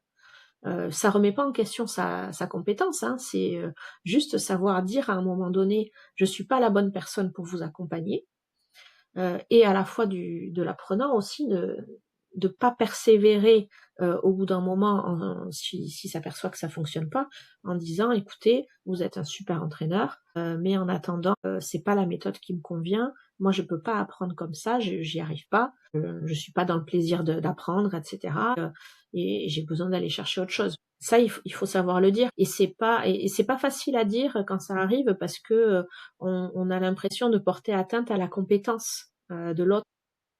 Ou quand c'est soi-même le formateur, on peut avoir le syndrome de son petit imposteur qui revient et se dire je dois y arriver. Bon, si ça colle pas à un moment donné, ça colle pas et c'est pas remettre en cause sa compétence. Mais je pense quand même que ça reste à la marge comme difficulté. D'accord. Du coup, je crois qu'on a balayé tout le spectre de la progression, du lancement jusqu'au premier palier, jusqu'à comment le surmonter, en sachant que le premier palier deviendra le deuxième palier au bout d'un moment, et que c'est ça l'apprentissage, et c'est ça aussi qui fait que c'est aussi dur, mais aussi passionnant. C'est d'être confronté à tous ces écueils qui viennent cycliques et ça fait un peu le Tour de France. On a fini un col hors catégorie, on est en pleine descente et après on se dit ah mince, il y en a un juste après, mais c'est ça qui est Ouais, intéressant.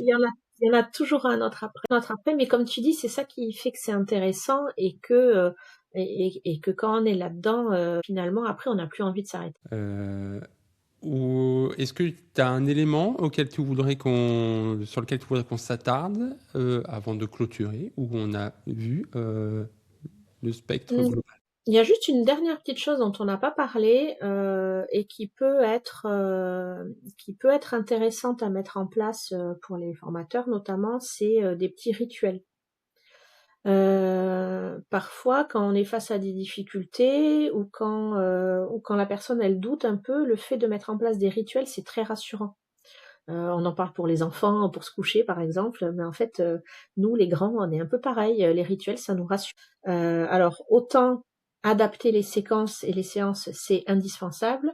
Autant se conserver des petits rituels, ça peut être aussi des choses rassurantes et qui vont permettre, avant d'aborder une nouvelle difficulté, de se remettre dans quelque chose de confortable et de rassurant.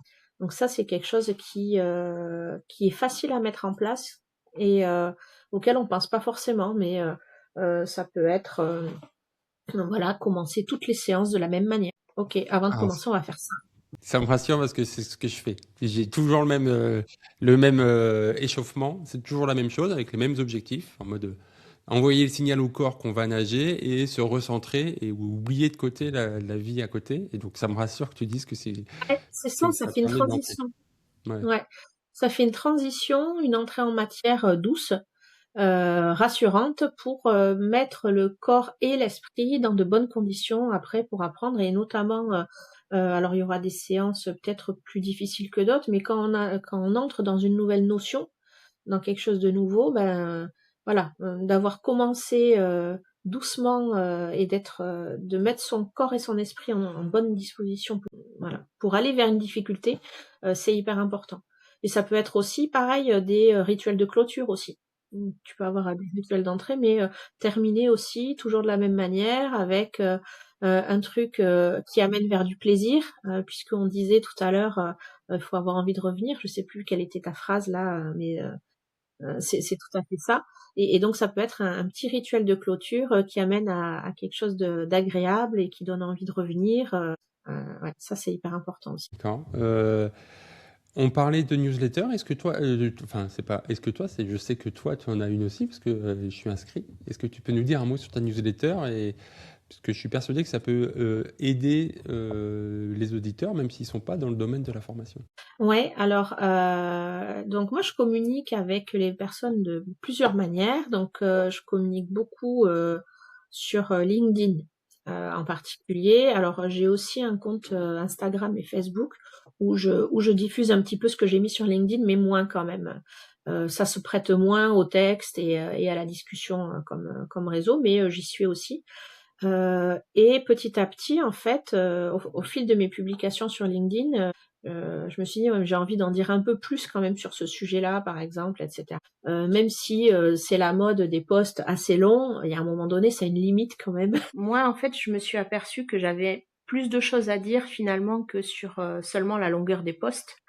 Parfois aussi, j'avais envie de donner des outils.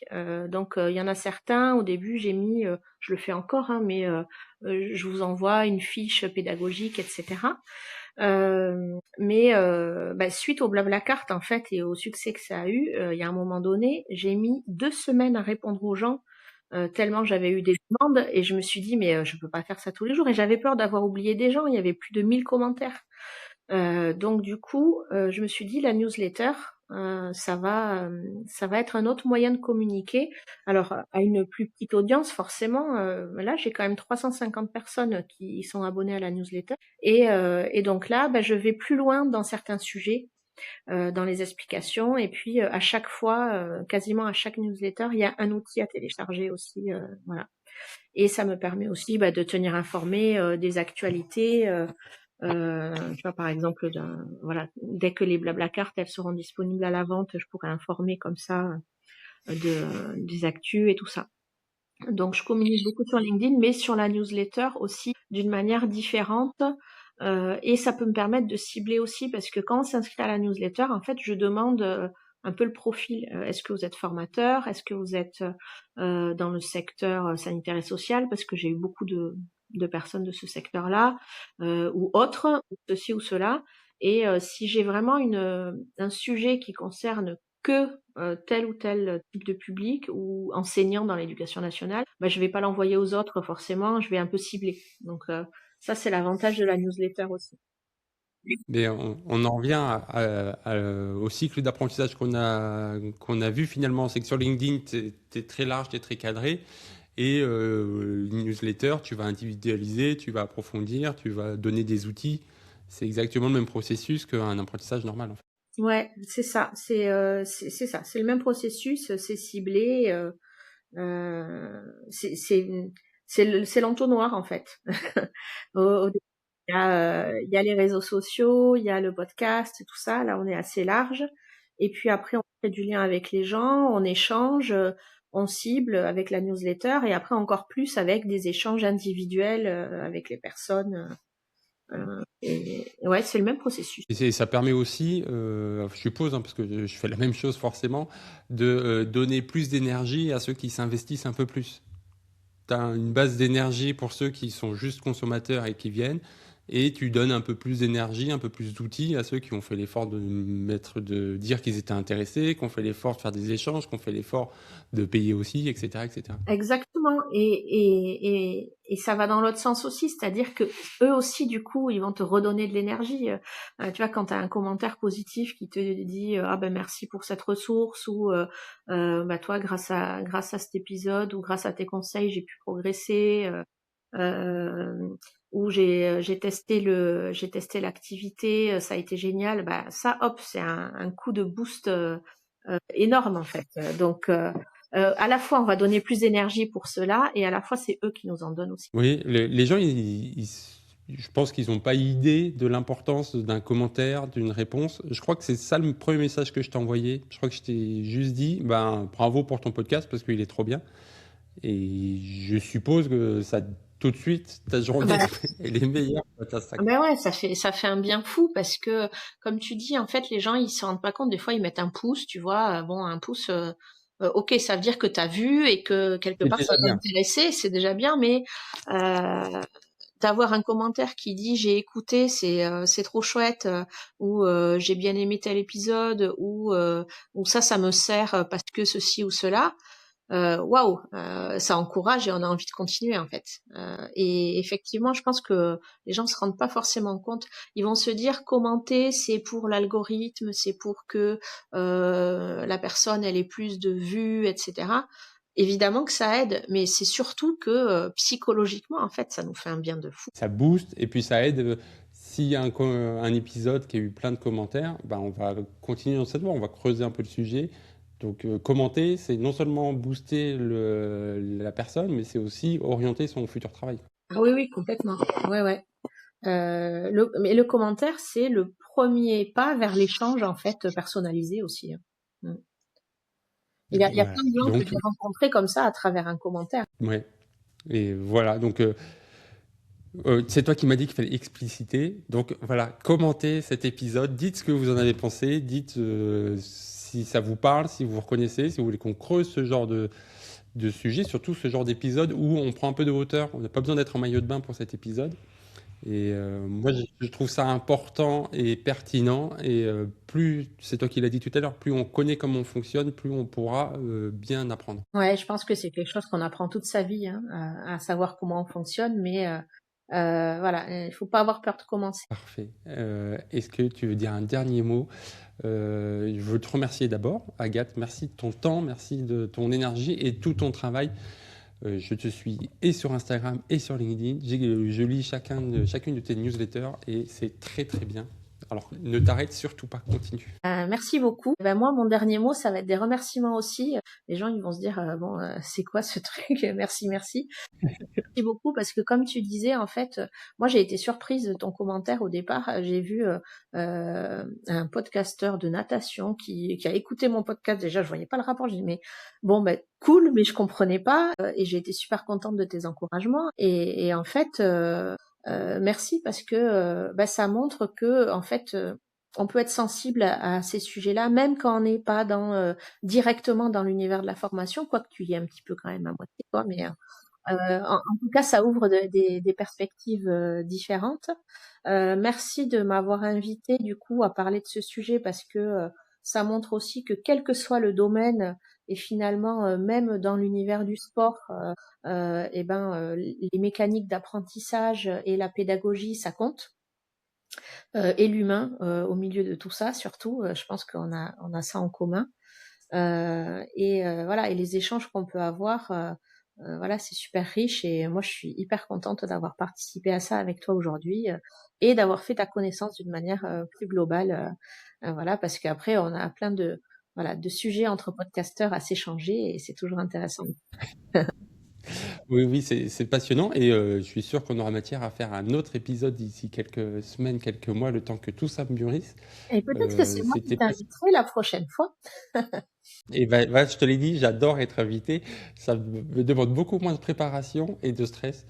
Donc, parce que quand je t'invite, je stresse parce que moi j'ai toujours envie que tu passes un bon moment, que l'invité passe un bon moment. Et voilà, j'espère que ça a été le cas. Et en tout cas, nous. Ouais, c'était super chouette et voilà. Et moi, je serais ravie de t'inviter aussi parce que pour le coup, moi, je stresse beaucoup moins quand c'est moi qui invite. Et voilà, j'ai déjà eu la chance d'avoir 2 sportifs invités. Et là, j'en aurai un 3e avec toi. Voilà, sur voilà d'autres aspects super intéressants et je vais préparer ça prochainement. Et avec plaisir. Je te souhaite une très belle fin de journée. Tous les liens sont en description, ton LinkedIn, ta newsletter. Je ne sais pas si à ce moment-là, ça sera sorti les blabla cartes fin février. Pas encore, mais voilà, si les personnes sont intéressées, voilà, elles peuvent me contacter et il y a la newsletter et puis même en contact direct, je pourrais tenir informé. Ça devrait arriver au mois de mars. D'accord, très bien. Et encore une fois, merci. Passe une très belle journée, puis à très très vite. Et foncez vous abonner à son podcast. D'abord, abonnez-vous à SwimSmart, tant que vous êtes là. Après, allez sur son podcast. Ça booste, ça donne de la visibilité et surtout, ça permet à des gens qui ne connaissent pas encore ni SwimSmart, ni le fil d'Agathe, de le découvrir. Donc, des gens qui, comme vous, ont ces besoins-là. Peuvent découvrir ces podcasts et leur donner un outil de plus. On a bien vu qu'il fallait multiplier les outils pour conserver le plaisir dans l'apprentissage. Et ouais, multiplier les outils et trouver ceux qui nous correspondent. Donc ça nécessite d'en essayer plusieurs, forcément. Voilà. Merci beaucoup.